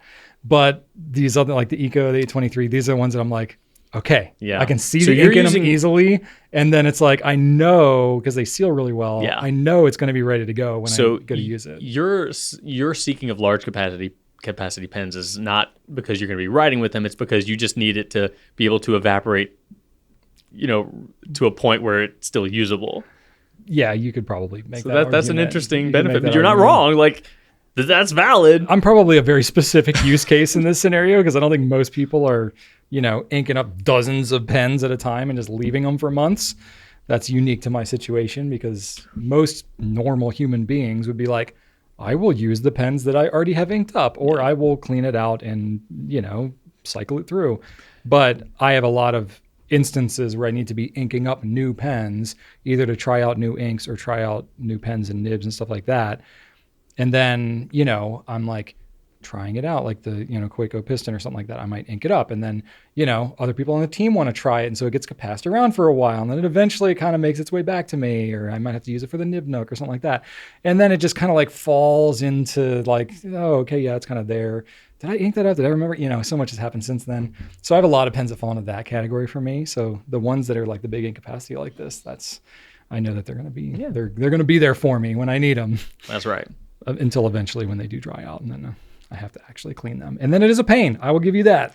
I do not like to change the inks out of those pens. The 823, when you push that vacuum rod all the way down after you think you've gotten it clean, and you it see spritzes that up in there. Oh, man. Oh, yeah. If you got any like OCD type tendencies, all vac fillers are a pain, or demo vac fillers, I should say. Yeah. That's where like, okay, a Homo sapiens like lava, that would be fine. I would like the 823 more if it had more of a Riallo look, where it was mostly opaque with a large ink window down at the base. Yeah. But then was mostly opaque. And I would love a 743 that was a demonstrator. That would be cool. Yeah. Because I can clean that thing fully. Mm-hmm. Yeah, true. Cool. Good questions. Yeah. Definitely, y'all. We'd love to hear your comments to know what you think of the pens that we mentioned, and then which ones that you have the same kind of thing. Like, what are your hot take pens that you just can't get into, even if it's popular? So yeah, if you have any feedback, of course, you can leave that. You can leave us comments, for future questions. You can also email us at pencast@gouletpens.com. So we have more questions to do. Now we're going to move on. We're going to do the pen spotlights on the Kaweco Piston pen. All right, here we go. Kaweco. So there's, I guess, technically two versions of this pen. There's the kit or the set, which comes with ink, and then there's just the pen. The pen is the same. It's just a matter of, does it come with this cool little tin and with this bottle of ink? So I'll pull that up. The tin is cool. It's like kind of 3D a little bit. It's got some little whatever things on here. Though ironically, the instructions don't show you how to fill a piston pen, which I think is really funny. It's got a sticker. I think that's a Kaweco sticker. Whatever. Here's the pen. This is what you care about. I guess if you want to leave this tin sitting around and you want to stick your pen. Yeah, I didn't understand what that hole was for when I did my what's think new. It's for that. But it's loose. It's kind of loose. And also like this is like, it's like a plastic with like a flacking or something on top of it. So it's not like super durable. Like you can hear the plastic in there. So I think it's more just like for a simple presentation, but I don't know anybody who stores the pens they're actively using like this. But sure, if you want to just display it, and have it on there, you got options. And then it's got the bottle of ink as well. 32 milliliters. Interesting. Because why not? And it comes in the most tip-overable bottle that you could possibly imagine. Take that, Ferris wheel press. Or the Diamine 30 mils. Those are pretty bad. Oh, yeah, they are. That was the first ink that I ever spilled was a 30 mil Diamine. Oh. I lost like half the bottle. Literally first time I went to go to ink my pen, of course. Second time. Sorry. Get my story straight. Okay, so the tin over there. And here's the pen. There we go. It's Looks like a Kaweco. Yep, it's got that. It's metal. So it's got some weight to it, which I like. And then it's got, kind of that, I don't know, matte adjacent finish. I don't know what you would call that. Matte adjacent again. And then I grabbed a couple other Kawecos so you could see how they compare. So here is the Classic Sport. This is the iridescent one, which looks amazing. And the length looks almost identical. It's very, very close. I think it's slightly different with the nib in there, but basically it's the same. The weight is different though, obviously, because it's metal. But people that are, expecting a form factor similar to the Kaweco Sports that they know and love should not be disappointed. And then I grabbed this, not that this is a pen that a lot of people know about, or it's not even widely available anymore. We don't have it anymore. This is the Kaweco Original. So this is I think an anniversary version or something. I don't remember the details, but it's a longer pen. this one takes a number 6 nib as well. So I actually liked the original a lot, but you can at least get a sense of the size. It's noticeably smaller. The material looks the same too. But yeah, it's the same kind of metal. So if you're familiar with the original at all, it feels exactly like the original. And plus, these are the only two that have the integrated clip. That's right. Which, fun fact, you can actually, if you don't like the clip, you can unscrew your little top piece here and you can pull the clip off. So you have that as an option. You can see the nib like, ooh, just kind of poking out there. There it is. Now, I will say, if you do that, when you go to screw this part back on, it almost sits flush. It has a little line there. Mm-hmm. I don't know if that bothers you. For me, it's like, okay, it would be nice if it was a little cleaner fitting there, but I think the intention is for the clip to be on there. And I feel like it would still seal up okay because it feels like it's a very tight fit on there. So I don't think that taking the clip off would sacrifice your what's it called? Seal. So anyway, that is an option. I'll put it back on. And it does go on in a certain way. I wasn't sure about that, but it's got, oh my gosh, it's got this little indentation here, which matches up. Good Lord. So professional. It's got this little, kind of notch that has to fit in there. So the clip, when you put it on, has to go on in that particular direction. But then, it's easy to remove. It's got the little medallion in the top, which is nice. Now, I will say, when I have used this pen to justify your droppage, I have dropped the blind cap several times. Is it just me, or is that thing kind of slippery? Oh, I don't know if it's slippery. I think it's just really small, and it's just like easy to There's something drop. about the texture. It's like it's matte, but it's also kind of slick. I don't know. Maybe it's just me. So it has a blind cap, which is like you wouldn't necessarily know that just by looking at it. So yeah, to fill it, you got this teeny little thing, but it's like filling with a converter. It's about that diameter. Yeah. So it's not like a totally foreign concept. And I do like the little thing in there. I like that it's the little medallion's kind of hidden in the back there. So you're like, yeah, I know it's there, but it's not like being too flashy, And then here's the pen. There we go. It's got an ink window, which I love. Yeah, nice smoky ink window. Yeah, nice kind of smoky ink window. I think it has a little bit of a colored tint to it as well. Yeah. I've inked this up with the blue ink, so at first I was like, is that some of the ink left in there? I think this is pretty much just how it looks out of the box. I feel like there's a few Pelicans that have done a smoke window. Yeah, So then, if you're familiar with the form factor of other Kaweco sports, I mean, it's basically identical to that. Grip size, the grip might be a teensy bit wider because the interesting thing about this pen, aside from the piston part, obviously, and the fact that it's metal, is that it has a screw removable housing unit, whereas the regular Kawecos are pressure fit in there. So usually when you're pulling a nib out of a sport, you're just pulling the nib and feed straight out of there, kind of like, pilot style. But this one is Pelican style. So you can literally just unscrew. Go figure. Of course it's going to do that as I'm trying to demonstrate it. Well, okay. We've pulled the nib and feed out of this one a bunch. So that's really funny that it's not gripping on there anymore. So you can get, let's see if I can, there we go. Okay.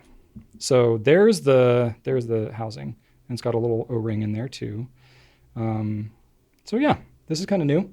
So when you were able to remove it, just for anybody who does encounter that issue at home, were you pressing down a little bit as you turn? Yeah, I was using my fingers to like put a little bit of pressure on the actual thing there, and then that did it enough. Cool. But we've pulled the nib and stuff out of this a bunch of times, so it's probably just that it's, it's lost a little bit of it, or maybe we screwed it in so tight. I tend to do that. I tend to screw things in really tight, so it could have been that. Now, because I was kind of curious, like, are the nibs any different? The writing experience any different? The nibs themselves are basically identical. It's a different color, but the nibs themselves, I think you could swap if you wanted to. I mean, now we have separate nib units, so you could just get a replacement if you wanted. But if you have sports already and you want to swap the nibs, you can do that. However, if you're going to do that, I will say the feed is different on both pens. And I'm going to try to do this in a way that you can see both. That one came out easy. Yeah, you can tell I've removed these a bunch of times. Oh my gosh. Okay. I'm trying not to mix them up too much.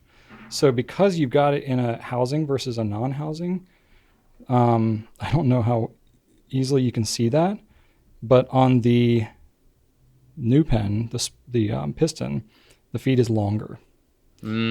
So if you're going to swap them, leave the feed with the pen and just swap the metal part of the nib. Gotcha. So the new one on the piston has a shorter feed. Correct. Gotcha. I'm not sure if I said that right just now, but yes, that is correct. So the one that I pulled off of this pen is a little bit longer. So, I don't know if the feed is any different in terms of like flow or anything like that. When I was writing with it, it didn't seem to be any different. It's literally just like the length, the size different. And I think that's probably because either something with the housing or maybe it's because of like the metal, nature of it or something. I don't know. They just made it shorter. Interesting. The feed is slightly shorter. So yeah, it's just something to keep in mind. And then, it's, let's see here. I think it's just fine nibs, right? Or is it a fine and medium? The options are limited for the piston. I don't recall off the top of my head. It's definitely limited, but the nib, that's part of why we offered the separate nibs too, is because that expands the offering a little bit, even up to double broad. But it writes exactly the same as another Kaweco, which I can, if we got time, I can ink it up super duper quick. I'll show you all how it works. I'll use the ink that comes with it. Why not? We don't normally sell Kaweco ink, so I'm not super familiar with it, but it's been a long time. It has been a while. This comes with a blue black. And then, it's like any other piston pen. The piston mechanism is very smooth though. Yeah. I will say that. And you can see there, it's a double wall piston in there as well. It's actually a cute little piston. Yeah. And then here we go. This is another example of a pen that I'm going to ink up and then just have to clean out later. So I won't ink it up all the way just because there's no way I'm going to use all the ink in this pen before it needs to be cleaned out. There you go. Put my little blind cap back on. And did I grab a paper towel? Nah. Yeah. Oh, we got one here. Okay. So I'll just dab that off a little bit. Try not to knock over my bottle of ink because I feel like I could easily do that. This is a glass bottle as well, so it's, kind of cool. I will say the bottle looks kind of nice actually. I like it. And then I generally like to post my Kaweco pens. Oh yeah. It's a very smooth nib. I gotta be honest. It feels really good. There you go, Kaweco Piston. Very cool. Fine. It's a solid blue black, a little purpley. Yeah, it's a very like a royal blue. Yeah. Leans very purple. It might just be because I'm comparing it to what you have here, which is probably blue water ice, right? I believe so, but it is objectively a very purpley blue. Yeah.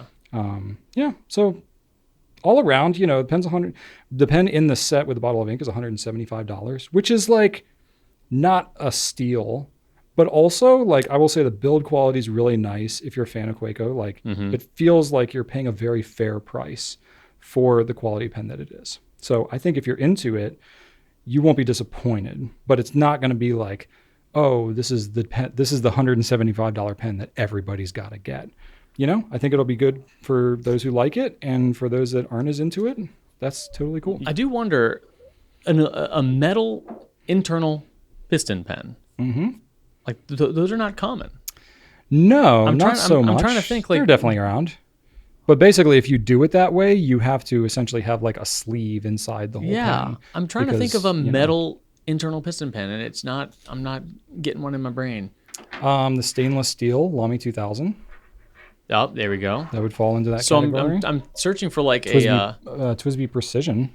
Precision is a metal one. Here we go. You've successfully and relevantly mentioned the Precision, The Precision twice. That is, what, what is happening? I don't know, man. It's just, yeah. I'm sure there's others that I'm just not thinking about. It's hard because, in the grand scheme of things, we don't have that many piston pens. No. Like piston is not nearly as prevalent of a filling mechanism as proportionally as I feel like maybe it used to be, but I don't know. Maybe that's just totally anecdotal, biased, uninformed. But I feel like pistons used to be a much bigger deal, especially on higher end pens. Well, I think of in terms of the price, you've got TWSBI All Sports that are over $100. Mm-hmm. So adding, a piston inside of one of them, I think the price is totally justifiable. I think so too. If you think that if you think that the TWSBI All Sport is realistically priced, then this one's quite competitive. Yeah. See, now I'm curious. Let's see here. About metal internal pistons? Metal. Body material, metal. We don't have a lot of metal pens. Yeah. 17 overall, even without the metal piston. pens. Yeah. And then how many of those are piston? Let me see. Since we have these as an option on our site, I'm just literally going onto our site and looking at it. I know we have filling mechanism. Where are you at? There we go. 0. Cartridge converter. Huh. The precision should be on there. Something's not right here. Yeah. Because you just named two. Metal. Okay, we have stainless steel is separate from metal, and then you have titanium. See, this is where facets get really challenging. Yeah. You know? Too many. Because, yeah. Okay, when I do stainless steel. Check for texture next. Oh, now we have piston. Okay, hang on. Titanium. What other metal variants do we have? Sterling silver. I will say that's metal. We at one point did have lacquered metal. Oh, boy. Gracious me. That's 140 pens, most of which are vanishing points, I'm sure. Yeah. Carbon fiber copper. That's a metal as well. Dag on it. Okay, so if you just want to select metal pens, you got to click like 9 different things. Oh, yeah. That's rough. Brass too. Brass. Oh, dag on it. Wow, this is crazy. This is why facets are so hard. Okay, piston. 6. We now have 6 options. Okay. Okay, I'm not going to scroll up yet. So you said precision. Precision. Stainless steel 2000. Yep. There's 4 more. What could, piston. Metal. Piston. Well, no, because the Nexus isn't a piston. It's a metal internal filler, but it's not a. It falls under more eyedropper. Yeah. Oh my gosh. Oh, this is. We won't drag this out too much because this is a total tangent. The Conklin 125th anniversary Nozak. Nozak. Oh, and then the piston Kaweco is 2 different products on here. Okay, so you were right. Literally, the only one was the Conklin Nozak. That was the only other metal piston pen. So we have 4 metal piston filling pens on our site. That's better than I would have done. I totally would have forgotten about both the stainless steel 2000 and the there you go. precision. So, always forget about the precision. So this is your. Well, it's not the most affordable metal piston filling pen. That's the TWSBI Precision, but it's the second most affordable metal piston filling pen that we offer. For what it is, such a specific I think the deal is there. Yeah. So anyway, if you're interested in that, go check it out. I don't know. Is it going to be a regular offering, or is that like? Yeah. Okay. It's not just like a special edition kind of a thing. No, God. Because I think the original was kind of. I mean, like think about how much engineering how much money they had to spend, and there'd be no way they would make this a temporary thing. Yeah, I don't know, but anyway, we've got it. Go check it out if you're interested. All right, that's it for that, and it's time for what's happening. I'll tell you what's happening. What is happening? I was lazy this weekend. Not like the laziest, but I had some solid good lazy times. I watched a couple episodes of Planet Earth 3, which I bought on disc on 4K, and I've been enjoying that. Sir David Attenborough, and crying when I probably shouldn't be, but I'm telling you, man, those animal narratives that they spin are they know what they're doing. Sometimes I won't even cry until the making of part that they show after the show. Oh yeah, because oh my God, I'm not going to talk about it, but it's just it is compelling and in a beautiful, beautiful way. But I get very emotional on those series. So, but I'm enjoying them a lot, and so far I'm finished my first disc. It's a six disc set. Wow. So I've been making my way through those. And then I had the opportunity to watch a movie, and I chose the 1989 Batman. Oh. Had not seen that movie in quite a long time. Michael Keaton? That's right. Wow. Archer walked in and saw a scene between Michael Keaton and Kim Basinger, and he was like, "Who's that?" I said, "That's Bruce Wayne. That's Batman." He's like, "That's not that. No, that." It's a very different Batman. That's a terrible Bruce Wayne. That doesn't look like Bruce Wayne at all. I'm like, well, he looks better as Batman than he does Bruce Wayne. I'll say that because he's got that like kind of floofy curly hair, like any other depiction of Bruce Wayne. He's got that like chiseled jaw. Kind of. That's not Michael Keaton exactly. No, but it held up just fine. Yeah, I really liked how I haven't seen it in probably 30 years. There was lots of like, matte painting backgrounds and practical effects, and The Batmobile was real. It really drove around. The stunts were great, entertaining. Jack Nicholson was hilarious. And I always joked that there was that one moment where Michael Keaton has kind of a face-off against the Joker as Bruce Wayne, not as Batman. And he does this quote where he says, "You want to get nuts? Come on, let's get nuts." And I'm like, that's Beetlejuice. Like, that's, you know, come on. You know, that was such a Beetlejuice voice. This is an awesome Batmobile. Oh, it's the best Batmobile by far. Like this Batmobile. Oh, heck yeah. But I always thought it was funny how he went into the Beetlejuice voice. Those movies came out just a year apart. Oh, yeah. So Beetlejuice was 88, Batman was 89. So he could have been filming exactly. At the same time, yeah. I had no idea. So Tim Burton did Beetlejuice and Batman 88 and 89, and then Batman Returns in 92, and then Edward Scissorhands in like 94, and then Nightmare Before Christmas like soon after that. Like he went on a 10-year Batman Forever. Who was that? Was that was Tim Joel Burton? Schumacher. You know, Okay. yeah, they switched over to Joel Schumacher did the last two, and they were different. But yeah, that was solid. It was fun, and yeah, I bought a patch recently. That was actually the patch that the Joker's goons wore on their jackets in that movie. So it was nice to see my patch on the goons. So this was the first time I actually removed a patch to make room for a patch because I wanted it on my chest, right on the breast pocket, because that's kind of where they had it. Yeah. So I took my Nightwing logo off, put that on my sleeve, and put the Joker. Okay, logo so there. it didn't get like set aside. Relocated. Just relocated. No, yeah. Okay, I think that's fine. And I'm almost done with that. Like there's not a lot of room left on it. There's like maybe one little spot on the sleeve, but I'm pretty much done with my jacket. So I think you could keep going on the inside. Have like your inside patches just for it's going to get very warm. Yeah. It's gonna. I'm insulating it. That would be. You would feel that. I feel like that would give it a texture to the jacket. Yeah, That would be kind of weird. Yeah, it would be kind of weird. And of course, you'd see the stitching on the other side too, which would be. Well, I need to start sewing through patches on the other side. Oh, yeah, I guess that would look weird. And then TV wise, my wife and I finished the Fallout TV series, which ended up being pretty solid. Walton Goggins delivered as usual. So that was a fun watch. And then when this episode is filming, like Pencast, I think today or tomorrow, the final episode of Shogun is going to come out. So we'll have knocked that out. So I don't know what we're going to watch next. Yeah, no idea. We need to jump into something. But she hasn't had any shows recently, so we've been really pounding out some miniseries. Well, and I feel like too, like because of the writer's strike and stuff like that, there's kind of like a lull. At least it feels like to me in stuff that's coming out right now. Oh, maybe that's it. Because like production got delayed on so many different things. Yeah. So it's like there's just not as much. Game of Thrones House of the Dragon should be coming up here soon, but that's gonna be like a weekly thing, and doing the whole wait in a week thing. I think I want to wait until they're all out. That's like what we used to have to do all the time. Yeah, but it's just weird now. It makes you anticipate it, Drew. Right? But this series specifically, it's like, you know, these big series like Game of Thrones, like they're not TV shows. Yeah, it's a movie broken up into like 10 pieces. They don't like wrap it up. No, and then there's no cliffhangers. I mean, there's sometimes cliffhangers, but they don't need to like tune in next week. Like you're gonna watch it next week. Like if you watch episode 1, you're gonna watch the whole thing usually. Yeah. Maybe we'll watch Severance again. I don't know. I've heard that's a thing people do. I mean, you haven't really seen it until you've watched it 10 times. 10 times. And I did do some light yard work, which, you know, you live in Richmond, same as I do. And, and Saturday was a great day. It was beautiful. It's like, as much as I hate yard work, like you can't have a day like that. You can't have it more ideal. Yeah. Yeah. So I was like, all right, Drew, you'd be dumb not to go out and, you know, trim the hedges and do a little bit of weeding. So I just did some maintenance outside. So nice. Yeah, it was fine.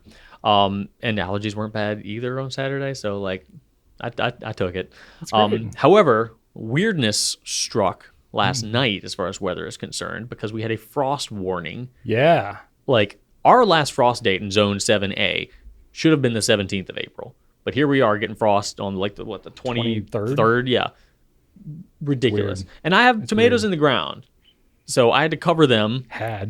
I think they're okay. I took it didn't seem like a bad frost. Like no, it wasn't. I don't think it was as bad as it wasn't. But I did cover them. I had some plastic drop cloth I dropped over them to kind of, you know, because they're also in a raised bed, so they don't get a lot of heat from the ground. Oh, okay. So they're probably a little bit more susceptible. And then I brought in my radishes and my peas and my little Japanese maple just in case. Okay. Because they all look very happy right now. I don't want to mess with that. Yeah. So yeah, everything was good there. We went over some friend's house who recently had a baby and dropped them off some food. They had, they're in need of some love. Everything's happy and healthy now, but they were definitely thankful for some assistance. Yeah, new babies are rough. Yeah, it's not as romantic as everybody tends to think that it is. So we drove by there and saw the baby. Yeah. And then I've been slowly rebuilding the shattered 1,000+ piece Lego Ecto 1 that needs to be rebuilt.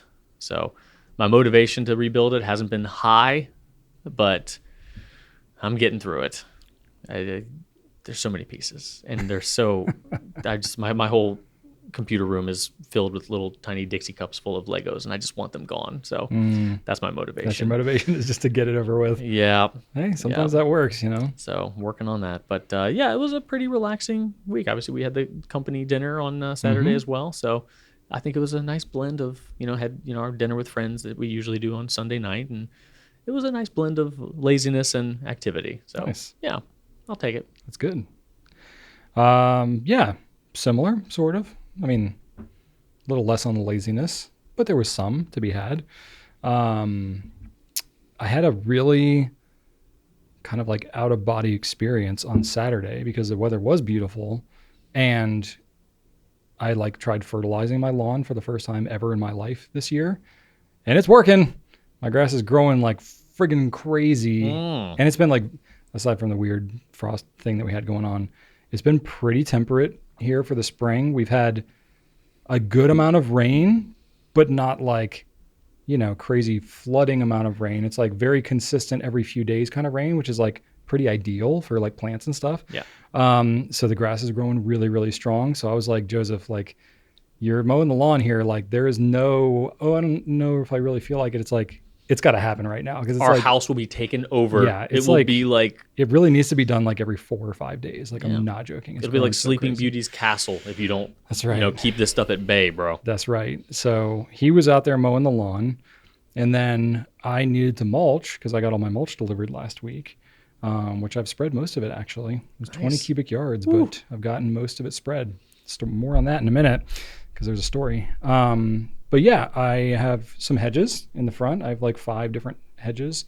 One is the prickly, not a holly, but some other thing that's got a prickly whatever on it. And then a couple other, I don't know what the names of these plants are, but they've been growing out of control and they need to be cut back. And Ellie had expressed interest in doing that at some point, and I stored that away in my memory.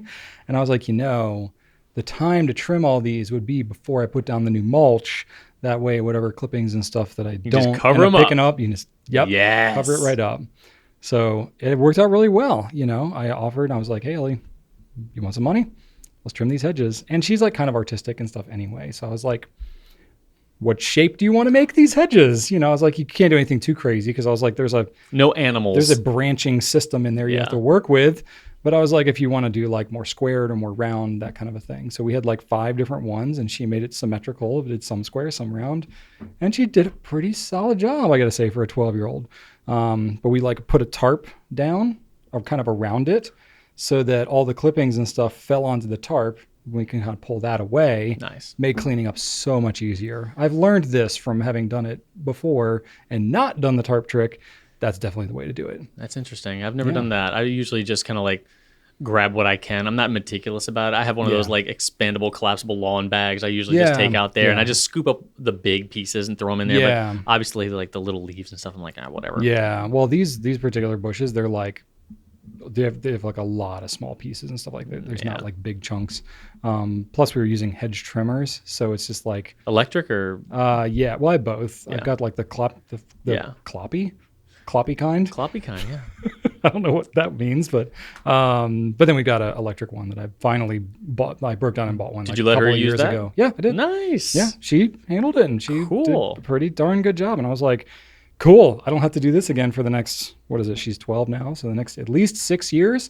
So she's going to be my hedge trimming gal. But the weather was beautiful. I was grabbing mulch, and Ellie was trimming the hedges and Joseph was mowing the lawn all at the same time. And Rachel was inside, not doing anything outside because that's what she does. And I was just like, wow, both my kids are working, helping me with the landscape. I was like, this is just a different place as a parent than I've been previously. And neither of them was like fighting me on it. Wow. They kind of know what they like to do. And we got a system worked out where they can earn some money and all that kind of stuff. And I was like, okay, That's a milestone. feels like something's working, you know? So that was pretty cool. And it was just really, really pleasant outside. So yeah, got a lot of the mulching done. The only thing that I have left to do is I got to mulch. We have a play set, you know, like you get when you have young kids. My kids are neither young nor small anymore. So, and the play set that we had gotten was like one of those wood things with like, you know, it's got some swings on the side and then it's got a little fort type thing you can climb up and it's got a slide, you know, that type of thing. But we had gotten it secondhand from somebody.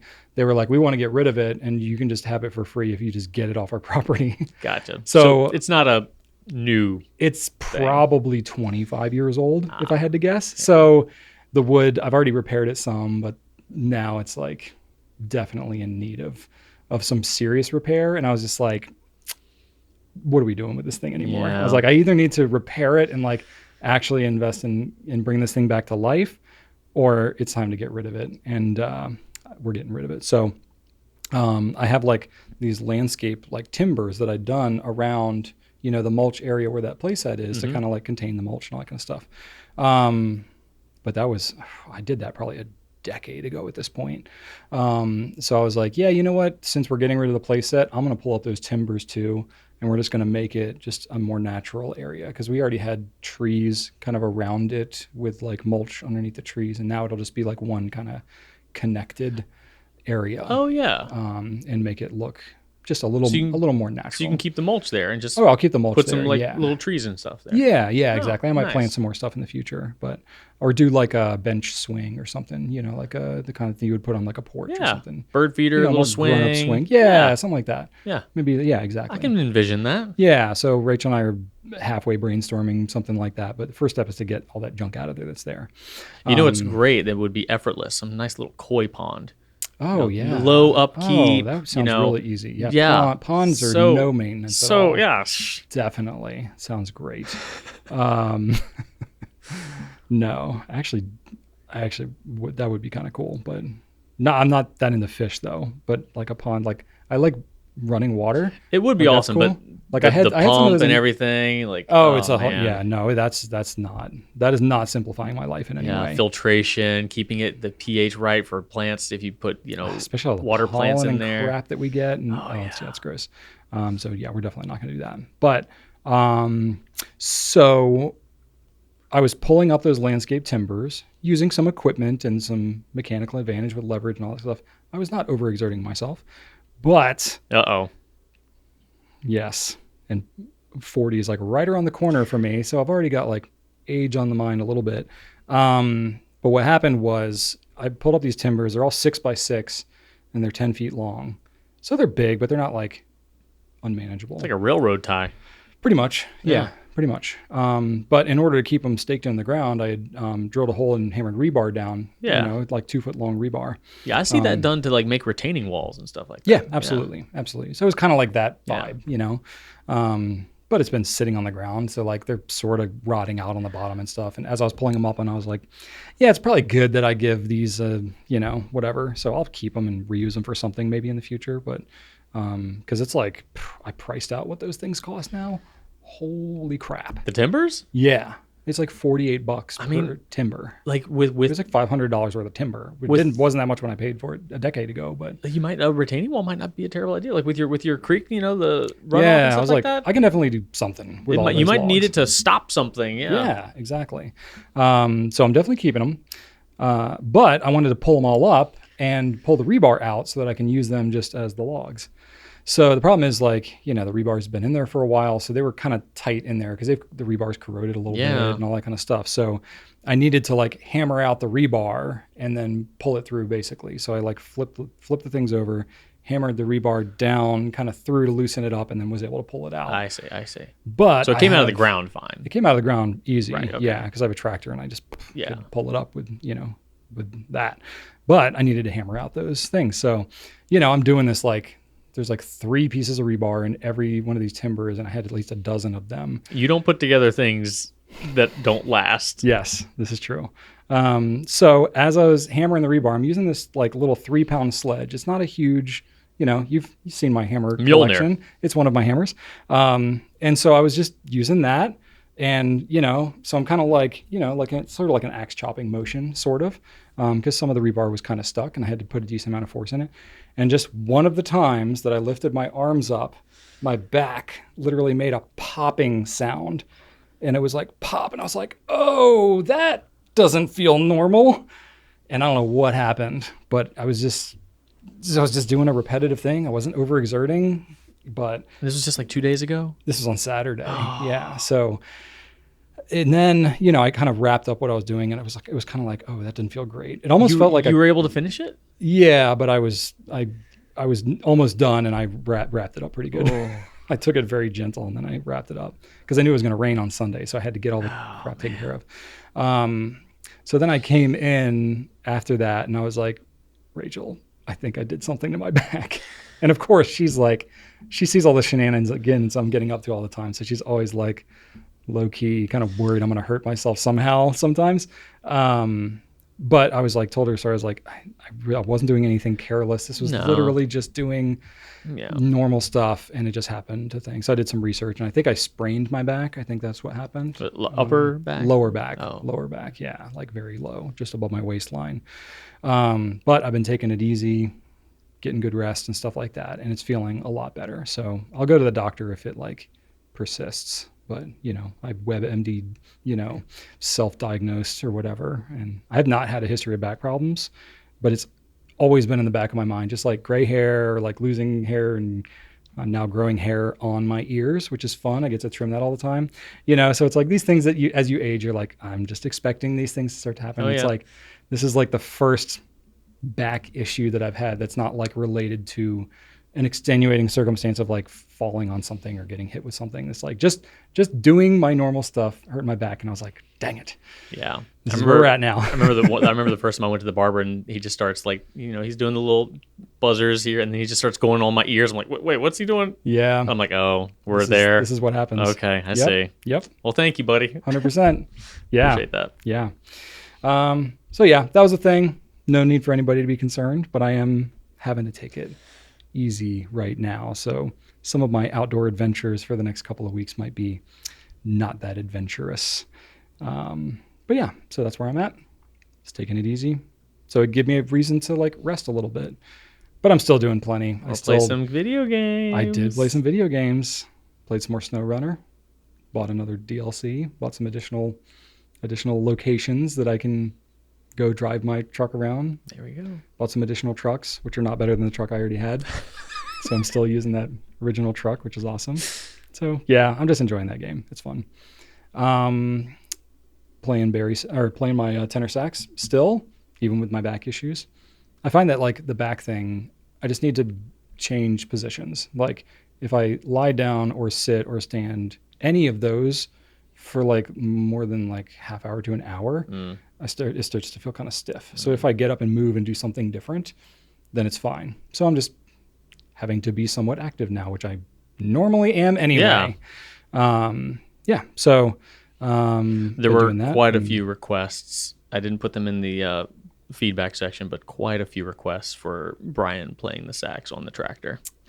Sax on the tractor. Like what song would be appropriate to play on a tractor? Something not tractory at all. Not tractory at all? No. Like a Mozart concerto? Yes.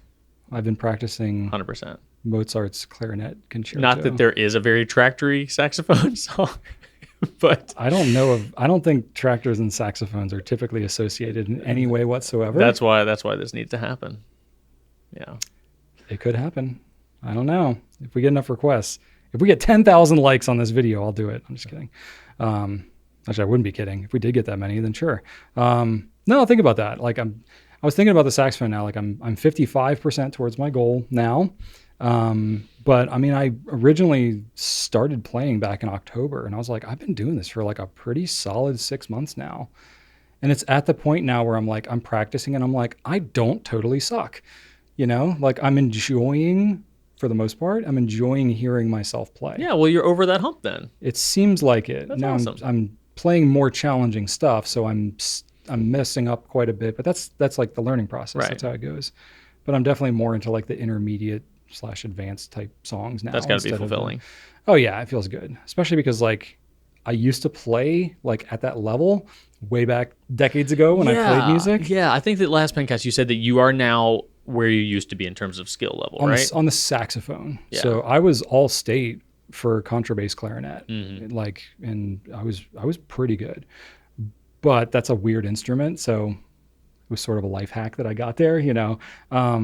But I never got super good on the saxophone because I didn't play it long enough.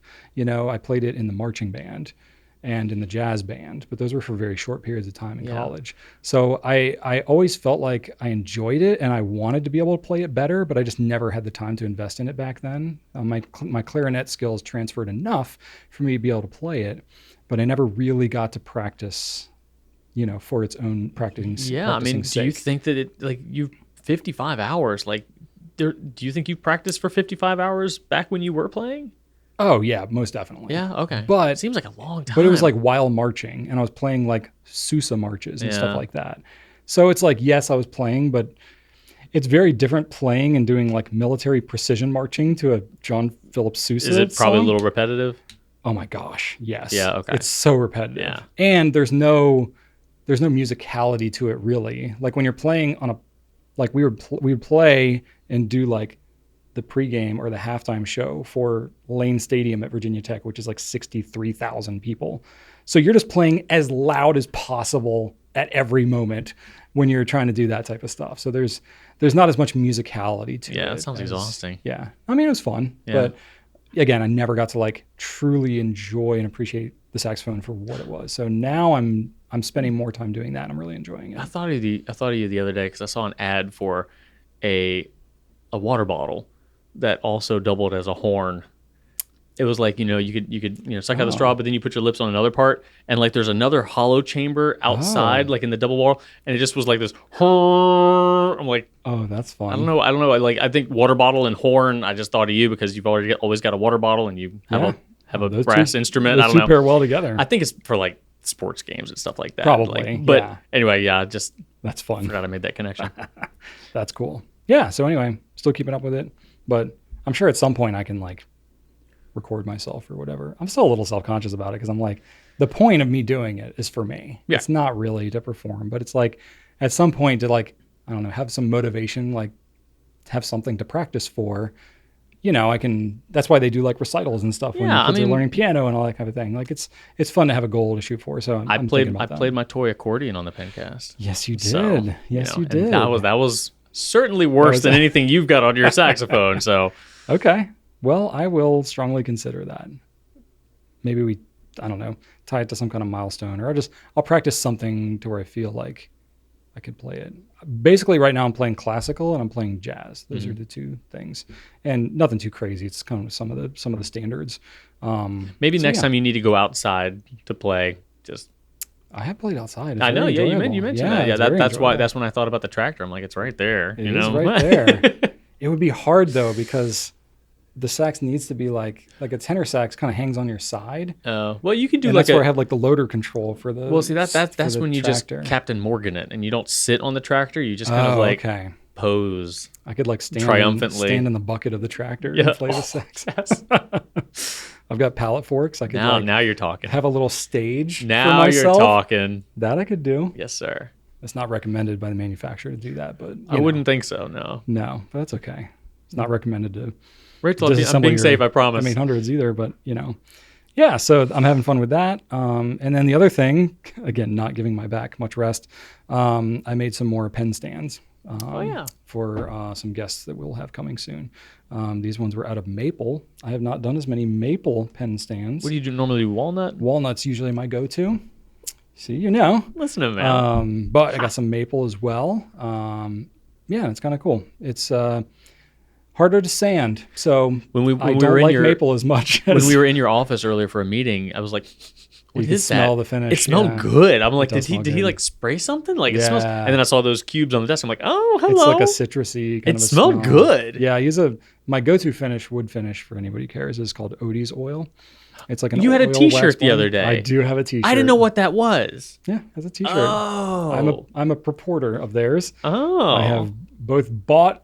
So it's funny because like I wanted to get one of their T-shirts because I like the styling of it too. Yeah, it looked cool. And then the order that I placed there, I bought some finish and the T-shirt, and then I got a free T-shirt with the order as well. And I was like, oh, well, now I have two T-shirts. They were the exact same T-shirt? No, they were different. Oh, okay. Well, so that was cool. Yeah. But I was like, I could have just not bought it and then had the T-shirt and been perfectly happy. Yeah, wow. But no, I just have two and I rotated. That's cool.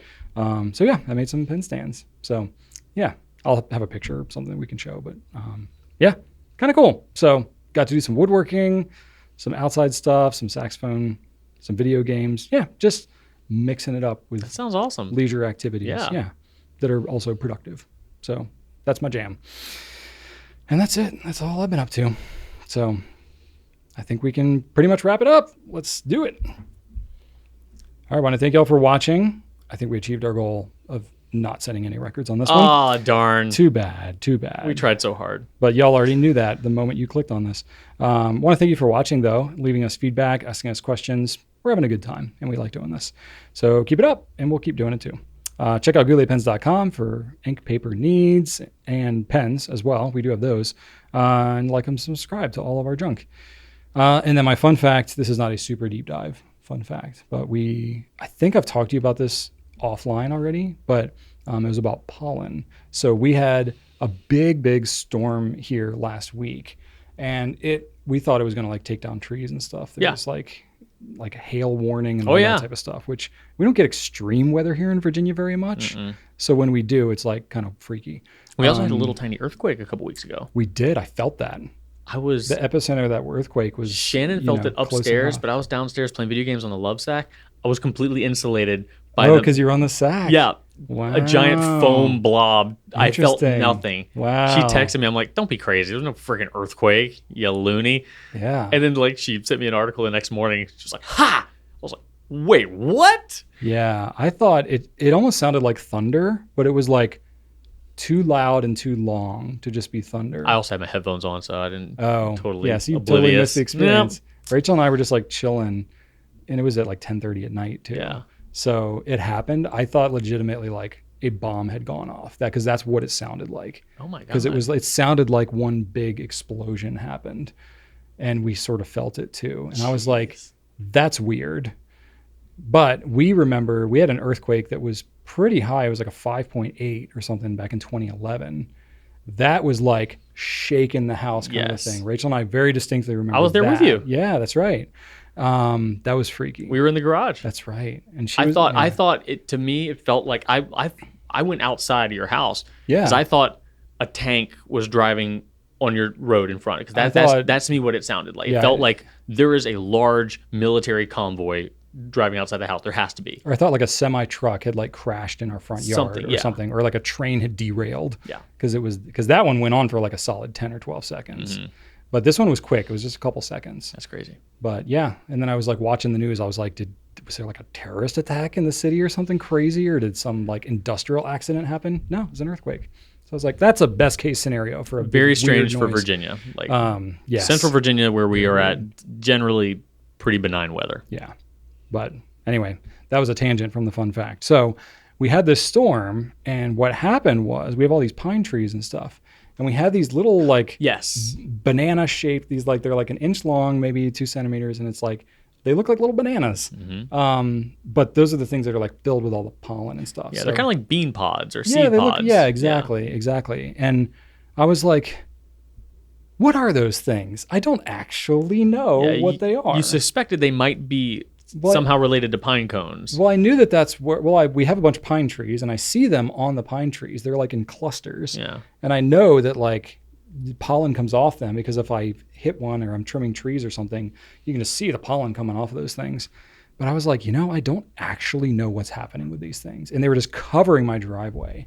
So I was like, let me research, because I thought they were like baby pine cones, that they like grew into what you think of as the brown, like spiky, traditional looking pine cone. And I was like, is that what's going on there? I was like, I don't actually know. So it turns out that that's actually like the male pine cone. The pollinator. So it's the pollinator. Yeah. And then the bigger, spikier ones, those are the ones that get fertilized. Yeah. So it's more like the female, Huh. So yeah, you actually need both. Right. But all the pollen that blows off all the trees and stuff like that, that's just blowing and it's pollinating the pine cones. And then the pine cones do whatever they do to become active seeds. And then when the pine cones fall off, it was kind of cool. I was reading up about this a little bit because there's some stuff online about it. Animals will maybe eat it and poop it out, or they'll, scatter it, or, it'll fall into water. They float, so they can get carried like really far away. It's actually, nature's pretty cool. I actually recently read an article about the most helpful animals to nature. Yeah. And elephants are up at the top. Oh yeah, because they do they do all of it.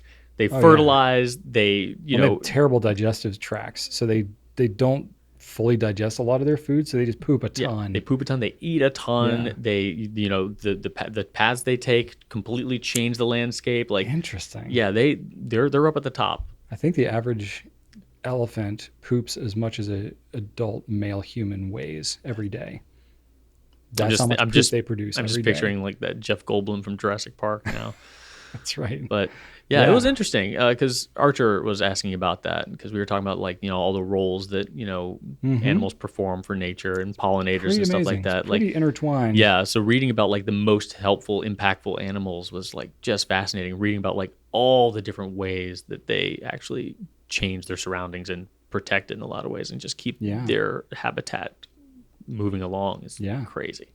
We also, we go on these like pontification type walks and stuff as a family, or like we talk about this kind of stuff at dinner.